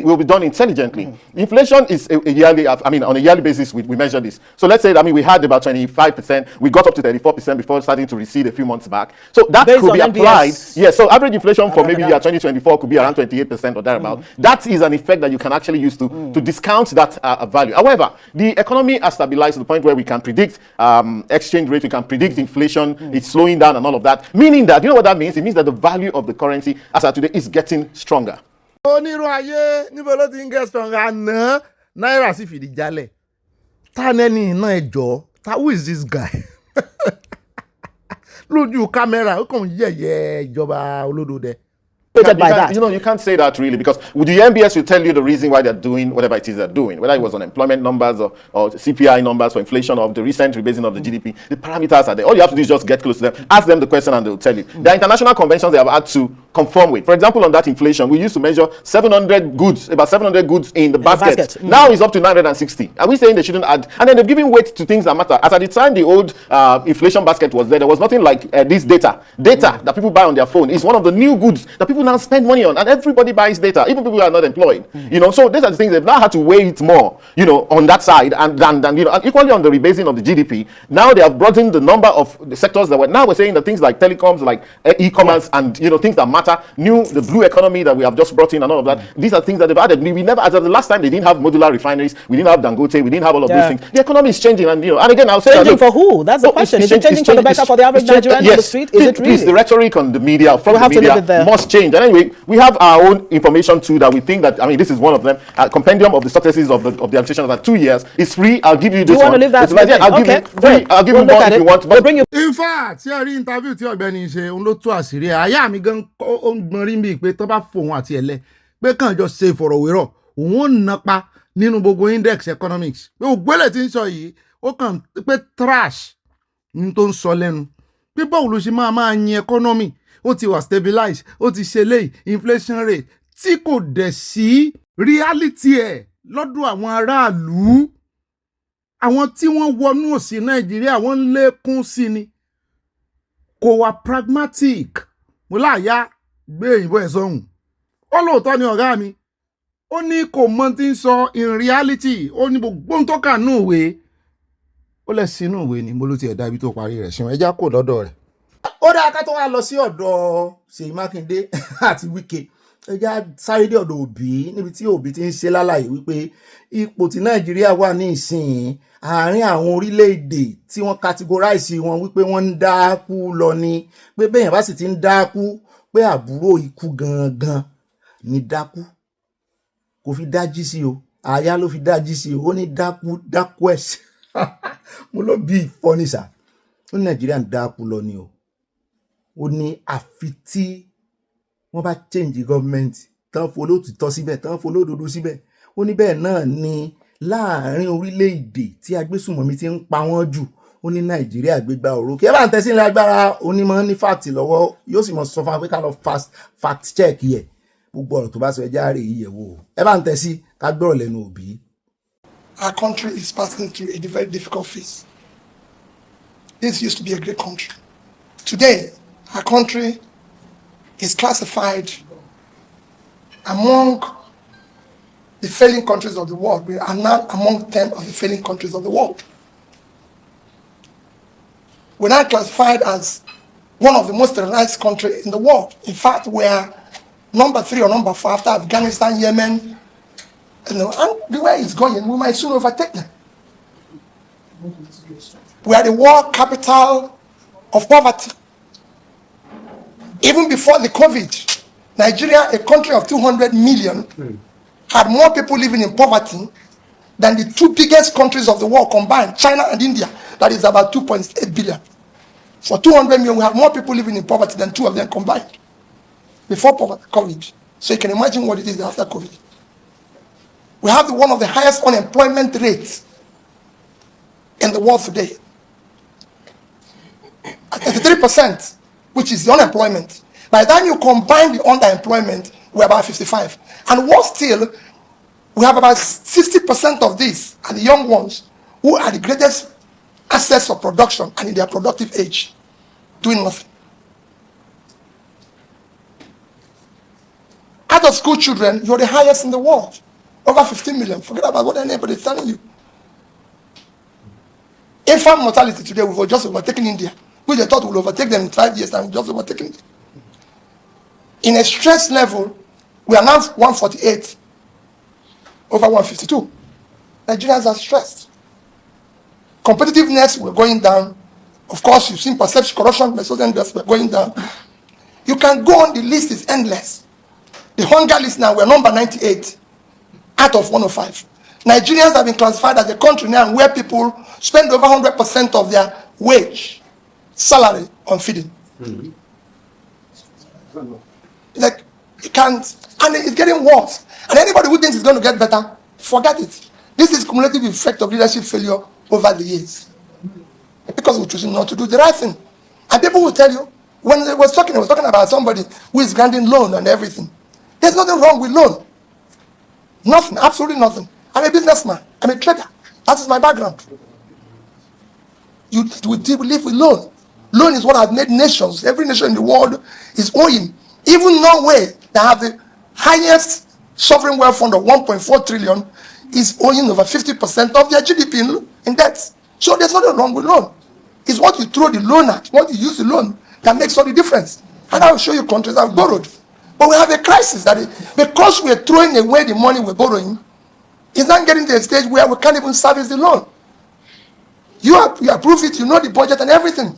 Last year alone in 2021, in the first 5 months of last year, as a nation, we earned 1.1 trillion 847 billion naira. We used 1 trillion 802 to service debts, remaining 45 billion for a nation of 200 million people. In a short while, we will not be using 98% of our revenue to service debt. We will need to borrow, which is what we are doing now, to service debts. And you're not generating revenue. And you often hear government people say, we don't have a borrowing problem. We have a revenue problem. You can't generate revenue when your people are poor. You're not going to tax poor people who are in the village doing nothing. Revenue is a function of productivity. The country is not productive. So you can't generate money. ẹ̀yin tíṣà wádà ẹ̀yin dean of faculty mọ́mí àríyàndé mọ́mí Abubakar ẹ̀yin lecturer gbogbo yín ó yẹ wá bá máàkì exam méjèèjì tí Fasua tó wá ṣàgbẹnusọ fún ọ̀gá rẹ̀ tí ń wá tamọ́ tí ò lè sọ̀rọ̀ jágeere tí ń ká lòlò tí ò lè fún wa ní fact tí ò lè convince àwọn ọmọ Nàìjíríà àfẹ́bù òsọnù tán rè kàtàn rè há sórí ẹ bá ń gbé kẹgbẹ́kẹgbẹ́ tó bí ẹ mọ́ fi politics ẹ mọ́ fi ṣe index. ẹ mọ̀ fi ṣe k constant ẹ yọ politics ẹ yọwọ́ politics kúrò mbẹ ẹ kàn bá máàkì ẹ mọ́ bá ní àtẹni tó kàwé àtẹni tí ó kàwé kẹ́ kó wọn pọ̀ sínú class kí àwọn méjèèjì tó sọ̀rọ̀ yìí Àtòbí àti Fasua kán wá lecture lórí present economy Nàìjíríà kán wá ṣe báyìí sọ̀rọ̀ tá lẹ́ fún ní máàkì tó sì jẹ́ pé ẹni tó bá gba máàkì jù náà ni wọ́n fi ṣe president tá lẹ́ máa fún ní máàkì náà méjèèjì mo ti ní kẹ́ yọwọ́ politics kúrò mi ò ẹ lè mọ́ láìkì Òbí o. Ṣùgbọ́n pẹ̀lú gbogbo ohun tó ń sọ lórí rẹ̀ yìí tó sì ń sọ kí ìṣepò lọ há sórí tó mọ ìtumọ̀ rẹ̀ ó mọ pàṣẹ́ntéèjì iye ọmọ Nàìjíríà tí ń ṣàárẹ̀ tí ò sówó lọ́wọ́ wọn. Òbí yóò ní kẹ́rẹ̀ mọ́ fast check ni. Ẹ wo ipò tí Nàìjíríà gbé nínú àwọn aláìní lágbàáyé. Ẹ wo ipò tí Nàìjíríà wà nínú àwọn country tó ń terrorize. Ẹ wo group tí Nàìjíríà wà, àwọn Yemen, àwọn Pakistan, àwọn Iraq. Eléyìí ní agbára gan ìsọkúsọ ní Fasua wá ń sọ lẹ́nu pẹ̀lú gbogbo tí sọ yẹn ẹ gbọ́rọ̀ Òbí èèyàn wo ló sàǹdì lábẹ́ ìṣèjọba wọn tí ò ní fi politics sọ̀rọ̀ fún wa tí ó sọ ọ̀rọ̀ kò jágere bíi ti ń tóbi sọ yìí gbogbo fact ń tóbi sọ mo ti yẹ̀ wò kò sí èyí tó mẹ́hẹ̀ẹ́ ọlọ́mọ kò sí èyí tó mẹ́hẹ̀ẹ́ torí ẹ̀ mo ṣe ní ẹgbẹ́ ọ̀rọ̀ politics ẹgbẹ́ àwọn àbáwọn play politics tó bá léèyàn sand òbí sand ó sì mọ̀ ṣe research ó sì ní ó ní realistic approach sí problem solving mo ti dàrú ẹ bá máàkì ẹ wọ́n wọ́n retí èsì yín ṣùgbọ́n tán bá gbé òbí pé kóhun àti ààrẹ tàbí ẹni tó gùdù jù bóyá CBN governor wọn nísìn tàbí minister of finance kan ní kó wá bá òbí fà á èmi ò rò kàn lè ná òbí o ó ti ní kò sí tó burú nínú kọ́mọ yá owó tẹ́ wá ń yádà nígbà tí Nàìjíríà wà productive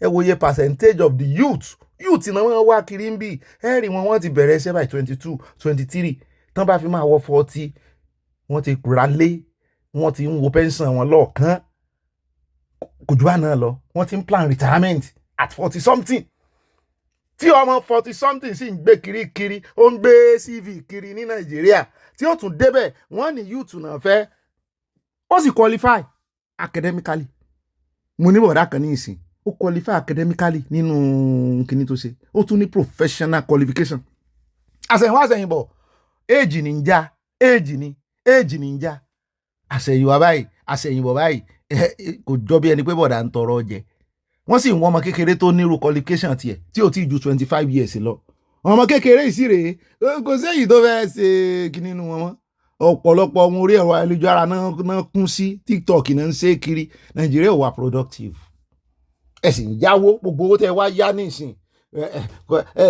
kí wàá ní unemployment lágbàtẹ́ ti dórí oyè báyìí ẹ̀ ń pín owó subsidy tẹ́ tún save ẹ̀ ń pín fáwọn gómìnà ẹ wo àìsàn ṣe Nàìjíríà gan ni àwọn náà sì rèé ẹnu wọn náà arákùnrin Fásùà náà sọ ó ní nígbà tó kọ́kọ́ ṣe program kan lọ́jọ́ sí ó ní àìsàn tí Nàìjíríà ń ṣe ó ní àìsàn jẹjẹrẹ ó ní ṣùgbọ́n ní ìsìn àwọn ti gbé kúrò ní intensive unit ẹ gbọ́ aláìsàn jẹjẹrẹ kì í ṣe orí kíní ni ó wà orí drug ni ó wà forever tí ó rè mọ́ ṣe check up àwọn náà fẹnu ara wọn sọ o abẹ́yìn ògbọ́n nígbà tán sọ wípé àìsàn jẹjẹrẹ ní í ṣe economy Nàìjíríà ṣùgbọ́n àwọn ti gbé kúrò ní ICU yẹn intensive care unit bóyá gbóná wa ń fún Nàìjíríà mu ó mà ṣe o irọ́ ń parọ́ fún ọ òbí ọ̀dà fún ọ lórí ilé ìjàre. ó dẹ́ káàbọ̀ padà ń tó jọra wọn náà láti wéra wọn ẹja lọ́dọ̀ bàbá Bọ̀dé George bàbá tún ganu sí máìkì lórí ọ̀rọ̀ ẹgbẹ́ PDP náà ní ẹ̀sìn mọ̀ pé convention wọn bọ̀ à ń bọ̀ àbí ká fi kẹ̀gbẹ́kẹ̀gbẹ́ ti Wike àti ẹja sọ ní ìsìn wọ́n sọ ségi ọ̀rọ̀ sátìkú mo ní kí ni bàbá kí l'Àtíkù gbà lọ́wọ́ bàbá yìí ṣé Àtíkù ṣe bàbá yìí ni àbí torí pé wọ́n jọ wà ní ẹgbẹ́ PDP náà wọ́n ní manipulator l'Àtíkù pé ọgbọ́n àrékérekè ló fi ń gba presidential ticket látijọ́ ìpápá jùlọ ti 2023 pé nídìí èyí kò sí tó lè ṣe mọ́ kò sì lè padà sínú ẹgbẹ́ àwọn gbogbo ẹ̀ bá ti ń padà Òbí lè padà ń tiẹ̀ Jonathan lè padà ń tiẹ̀ ṣùgbọ́n Àtíkù ó ti resign fọwọ́ ara rẹ̀ àwọn níwèé resignation pé ṣùgbọ́n tó bá wá bẹ̀bẹ̀ tó bá wá padà o yóò lọ sí ẹ̀yìn pátápátá ní lórí ìlà yóò rè tó àwọn ò ní fojú pọ́n mọ̀ rí tẹ́lẹ̀ àwọn ò ní fi wẹ́ bá ń tẹ̀sí ilé abẹ́rẹ́ jágbọ́ lẹ́nu bàbá yìí. Why I completely disagree with him. Look, let these people be very gentle. We are at a critical crossroad. We are heading for the National Convention. And if he didn't come, it doesn't mean that whatever they suggested there, that he can still not make the suggestion. He is also a member of the caucus. And we're having a caucus meeting on Sunday. And at that caucus meeting, they will present their findings, and we will discuss this at caucus, at the Board of Trustees, and then at NEC meeting. Nobody is telling you cannot be part of this, you are not. Whatever what we discussed today were suggestions.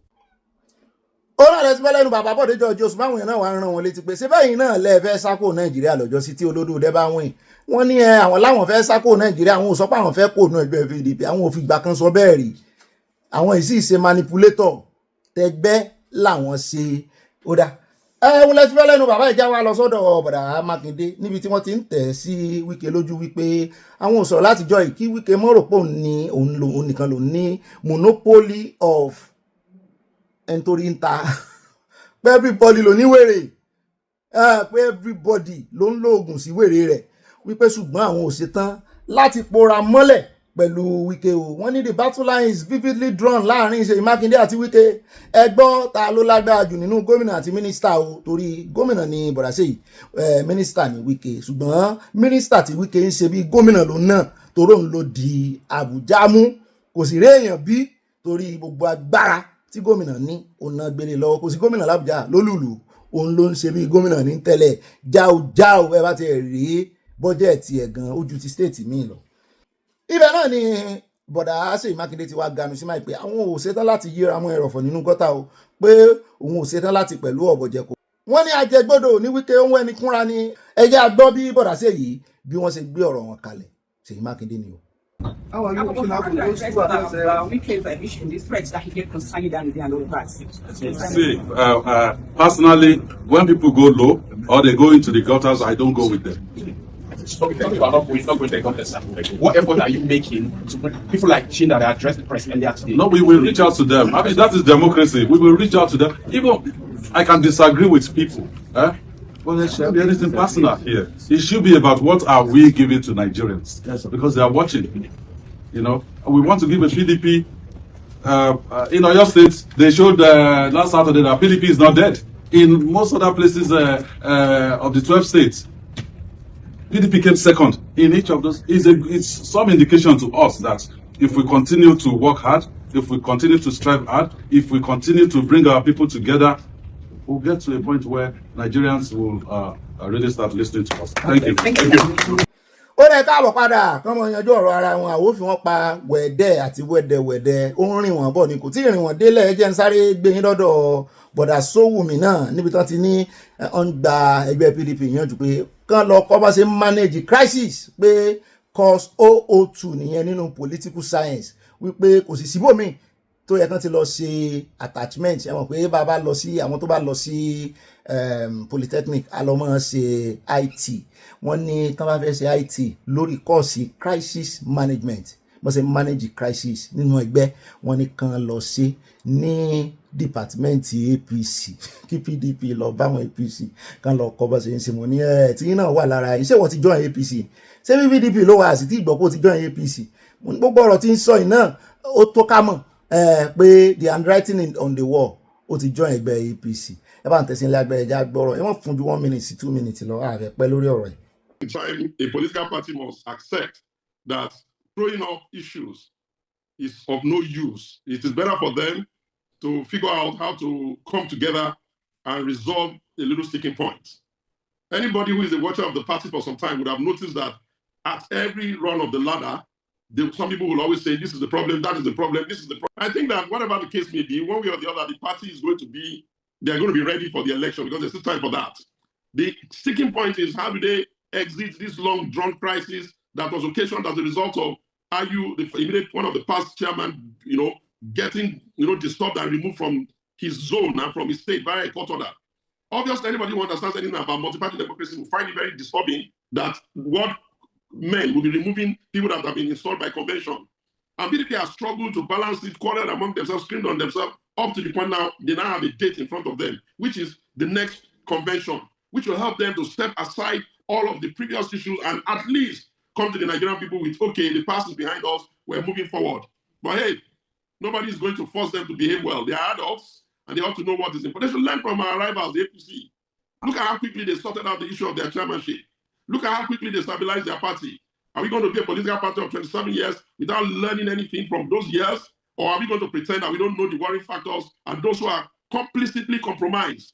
If you are compromised and you don't want to be with the party, leave the party. Let those that want to still paddle the canoe of the party and push it forward, don't be a bull in the Canada, but I can guarantee you, they will be resistant. And ó dá ọkà tó wá lọ sọ́dọ̀ Ìbà Gani ẹ káàbọ̀ padà ẹ̀jẹ̀ dé Abuja níbi tá a ti gbọ́ wọn ní Abuja ti bẹ̀rẹ̀ operation Sight the Criminal. Wọ́n náà tan torchlight kiri ní gbogbo tó bá ti rí criminal ó sàárọ̀ ó sọ̀sán ó sálẹ̀ and one chance syndicate àwọn tó máa ń gbé èèyàn ní mọ́tò torí ẹ̀ ni wọ́n ṣe ní wọ́n ń invest hugely sórí bí wọ́n ṣe ń kọ́ terminal bus terminal ní ìsìn.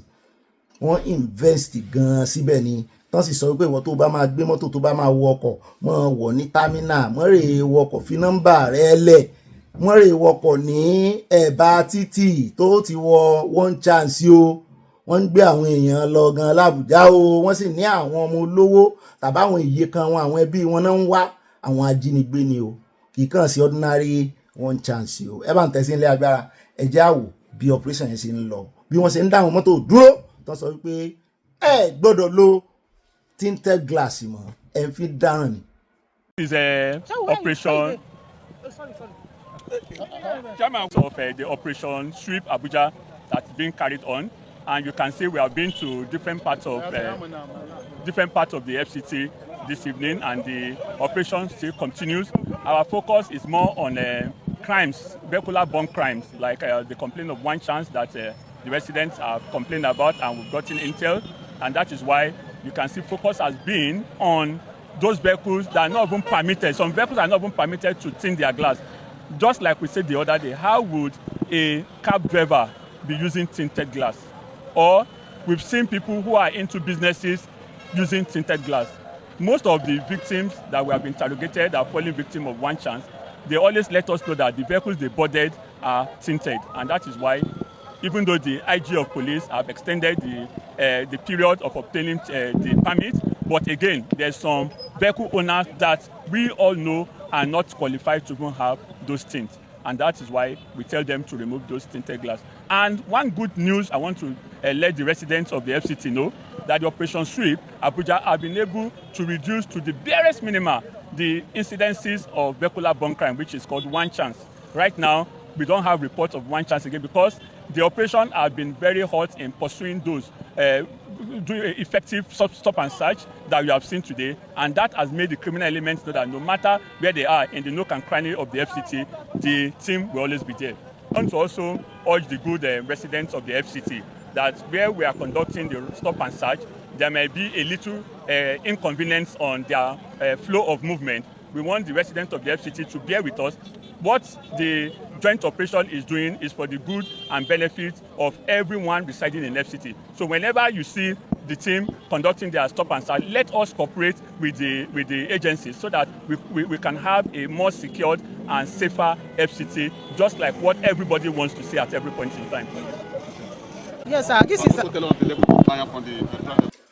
Ó dá ẹ̀ka àbọ̀ padà ẹja wà lọ tààràtàrà sọ́dọ̀ Ìbà Gani níbi tí wọ́n ti ganu sí máìkì tí èmi tí àkọ́kọ́ rò pé bóyá mò ń gbọ́dọ̀ bù ní pé Ìbà Gani láwọn ti bìlíìfù nínú Oòduà Republic. Ẹ gbọ́ o, mo ní ìdí àlàyé yín o, èwo ni Oòduà Republic? Sóò náà ní Yorùbá nation tí a, sóò náà ní Oòduà nation. Sórúkọ náà ń fẹ́ fi dá wàhálà lẹ̀ àbí wọ́n wà lójú náà? Ẹ bá ń tẹ̀sí ilé abẹ́ ẹja bọ́ọ̀ lẹ́nu Ìbà Gani Adams. Nǹkan tí Yorùbá bá ti náà fẹ́ èmi kan fẹ́ Oòduà Republic. Ṣùgbọ́n mo wà careful pé níbo làwọn ọba wa ń lọ, níbo làwọn olóṣèlú wa ń lọ, níbo làwọn ọ̀jọ̀gbọ́n wa ń lọ, kó máa di pé kán sọ pé ààrẹ ló fẹ́ kógun jà wọ́n o, ṣùgbọ́n bí tó dé yìí mo ti rí pé àwọn ọ̀jọ̀gbọ́n wa kan ti kí sí Oòduà Republic. I'm a man of the people and I will not work against the wish of the people. Mo fẹ́ oyèbọ̀dé mo fẹ́ fún ẹ ní example kan. Níjọ́ Saturday a ṣe international conference kan through Yorùbá One Voice. Láti bàdá ti dẹ́gbẹ́ ẹlẹ́ ní July 1st international conference tá a máa ṣe rí. Nínú international conference yẹn àwa táwa bẹ́ẹ̀ a lé ní 1000 lórí webinar yẹn. Bá a ṣe ń ṣe webinar yẹn lọ 99% àwọn tó wà ní international conference wọ́n dẹ̀ test lábẹ́lẹ̀ Oòduà Republic with one, we need Oòduà Republic or nothing. Nígbà tá a máa sample opinion gbogbo àtàwọn ọ̀jọ̀gbọ́n àwọn àgbààgbà káàkiri orígun mẹ́rin àgbáyé a rí pé nǹkan tó ń fẹ́ Oòduà Republic ni. Ọba tó bá wà nílùú tí nǹkan tára ìlú ẹ̀ bá fẹ́ tí ọba ìlú yẹn ò bá fẹ́, mo fi ń ṣe example ni o, ọ̀tá ìlú lọ́ba máa ń jẹ́ ó dẹ̀ máa ń kógun dàlú ni o. Ọ̀jọ̀gbọ́n tó bá wà ń lù nǹkan táwọn aráàlú ẹ̀ bá fẹ́ tí ò bá fọwọ́ sí ó máa ń di ọ̀tá ìlú ni. Mo ṣe bẹ̀rẹ̀ ilé ayé mi ni mi ì ní jẹ́ kan nínú tó máa jẹ́ ọ̀tá ilẹ̀ Yorùbá. Mo ti rí gédégbé pẹ̀lú conference tá a ṣe níjọ́ Saturday yẹn pé nǹkan tí Yorùbá ń fẹ́ òun Oòduà Republic. Tẹ́lẹ̀tẹ́lẹ̀ ayé fi options pé it's either restructuring or Oòduà Republic. But tó bá dárúkọ restructuring sí wọn náà wọn ò fẹ́ gbọ́ ààrẹ àwọn ò fẹ́ gbọ́ restructuring o Oòduà Republic náà bẹ́ẹ̀ aláradára òun tẹ́lu wa máa bà mí ni wọ́n ní tẹ́lu bá ń bà yín ẹ̀rí o ẹ̀rù bọ́ ọmọ ọba lóògùn nígbà tí bá wá jẹ́ Ààrẹ Ọ̀nà Kakanfò tó wá di pé bí Yorùbá ṣe máa bọ́ ní dáǹdẹ̀lẹ̀ wa máa bà mí ẹ̀rù gbọ́dọ̀ bà mí. Ọ̀rọ̀ tó wà nílẹ̀ yìí nǹkan tí Yorùbá fẹ́ nìyẹn o. Tó bá sọ̀rọ̀ restructuring báyìí wọ́n ní no kí wọ́n ṣara lóyìnbó nìkan o ní Nàìjíríà gan mo ti sample opinion àwọn èèyàn wọ́n ní Oduduwa Republic náà. Ó dáhùn náà lẹ ti gbọ́ yẹn o, mò ń retí ìdáhùn yín o, ní tí ò yé mi ni mò ń béèrè o. Oduduwa Republic kí ló fi yàtọ̀ sí Oduduwa Nation, kí ló fi yàtọ̀ sí Yorùbá Nation? Ẹ má jẹ́ kí wọ́n lò wá láti cause confusion tàbí division láàrin ara wa o. Ìṣe Yorùbá Nation, ìṣe Oduduwa Nation, ìṣe Oduduwa Republic. Àtúbáyé pa àwọn kan ló tún ṣe ẹ̀dá ẹgbẹ́ Oduduwa Republic lẹ̀. Èmi sì mọ̀ wípé gbogbo ntáyé mọ̀ náà ni ntáyé mọ̀ mọ́ náà ni Sunday Igboho, ṣùgbọ́n kì í ṣe monopoly ta fẹ́ sọ̀rọ̀ nípa rẹ̀ ní ìsìn. Ilẹ̀kùn sí sílẹ̀ gbáyàwó tó bá jẹ́ pé wọ́n ti realize mistake wọn, torí mo gbọ́ táwọn kan náà ti ń bú wọn wípé rárá o a ò fẹ́ kí orin ìṣọ̀kan tá a wá ń kọ ṣé ẹ rò pé oh my God mo tún mọ ìṣọ̀kan ni ọkàn tó bára mu tánjọ gbà tánjọ ní àfojúsùn kan náà tánjọ ní nǹkan pè ní ṣọ̀kan pé ọkàn yín ṣe ìkan ọkàn yín pàdé níbì kan náà nǹkan kan náà lẹ́jọ́ ń rònú ọkàn yín. Àwọn ò sì rí Yorùbá Nation rò tẹ́lẹ̀, wọ́n sì sọ dì í pé àwọn ò fẹ́ kán rí tàwọn mú ṣe, kán wọ́n sọ pé àwọn làwọn ń da kìíní irú. Ìtumọ̀ ẹ̀ náà ni pé lọ́kàn tiwọn wọ́n ń lo Yorùbá Nation láti fi dàbí Oduduwa Republic, wọ́n ń lò láti fi da àlàáfíà rú ni, ẹ̀rù ń bà wọ́n. Ṣùgbọ́n ní ìsìn láti wá rí àyà wọn ti wá kí ní ìsìn ẹ̀rù bà wọ́n mọ́ nígbà tán ti rí àwọn ọba pé wọn ní dánìkan má wọn. Ẹ mọ̀ rántí táwọn òbí wa máa sọ fún wa wípé bẹ́ẹ̀ bá ń ṣèwọ́de mọ́ dùn wájú o, mọ́ lè wájú o, tó bá ti rí tán pariwo bọ́ sáàrin èrò tí Ìbà Gani fẹ́ ṣe nìyẹn. Ṣùgbọ́n tí ò bá léwájú ogun tí ò sì kẹ́yìn ogun, orin tán wọ́n kọ fún jagunjagun nìyẹn. Jagunjagun ló ń bọ̀, aṣáájú ogun kò gbọ́dọ̀ kẹ́yìn ogun. Tẹ́ wá ní ó dáwọ́ ẹ̀ ní kẹ́yìn ogun, ṣùgbọ́n ẹ wà láàrin ogun. Ẹ sì fẹ́ gbayì, ẹ wà láàrin èrò ìgbayì, ẹ má léwájú ni. Inú mi ìbádùn bí Ìbà Gani bá jáde síta tẹni Sunday Igboho má dá lọ́fẹ̀ẹ́ o, àjọ ń lọ ni o, ọkàn mi ti yọ̀ǹda báyìí. Ẹjẹ́ àjọ máa lọ, ọmọ rẹ tí wọ́n bú mi ń fi wọ́n lẹ̀ bèbú ìso àgbàlagbà náà mọ́ rárá gbà ní Sunday mọ́ dá lọ o, tó bá fẹ́ ńlá ìfì rẹ o, àjọ ń lọ àdọ̀ àwọn ọba yẹn ni o, àjọ ń kọ̀wọ̀ rìn lọ ni o. O pè mí sí lóòótọ́ ṣùgbọ́n torí ọkàn wa ti ṣọ̀kan, ìtumọ̀ ìṣọ̀kan nìyẹn. Ìtumọ̀ ìṣọ̀kan nìyẹn o. Ó lè mọ́ gbà fún ọ tẹ́lẹ̀, ó ti wá gbà fún ọ ní ìsìn. Ẹ má bú yàn o. Enough of bíbú yàn o. Àní rí ìjọba lọ́nù ìròyìn tòní ìpàdé ọlọ́mọlé ọlọ́mọ orílẹ̀-èdè yóò yá kò ní yẹ̀ ẹ̀lẹ́. Mo dúpẹ́ fáyè tẹ́ fílẹ̀ o, ìmọ̀ràn yín ṣe kókó ẹ̀ mọ́ bá kọ́ káàyà lè rí lò lọ́la. Bẹ́ẹ̀ náà ni ẹ̀ mọ́ bá tẹ love, ẹ̀ mọ́ bá tẹ like. Ire tójú owó rí láàárí o nínú ọ̀sẹ̀ tó parí. Happy weekend to you. I love you and I see you tomorrow. Goodbye.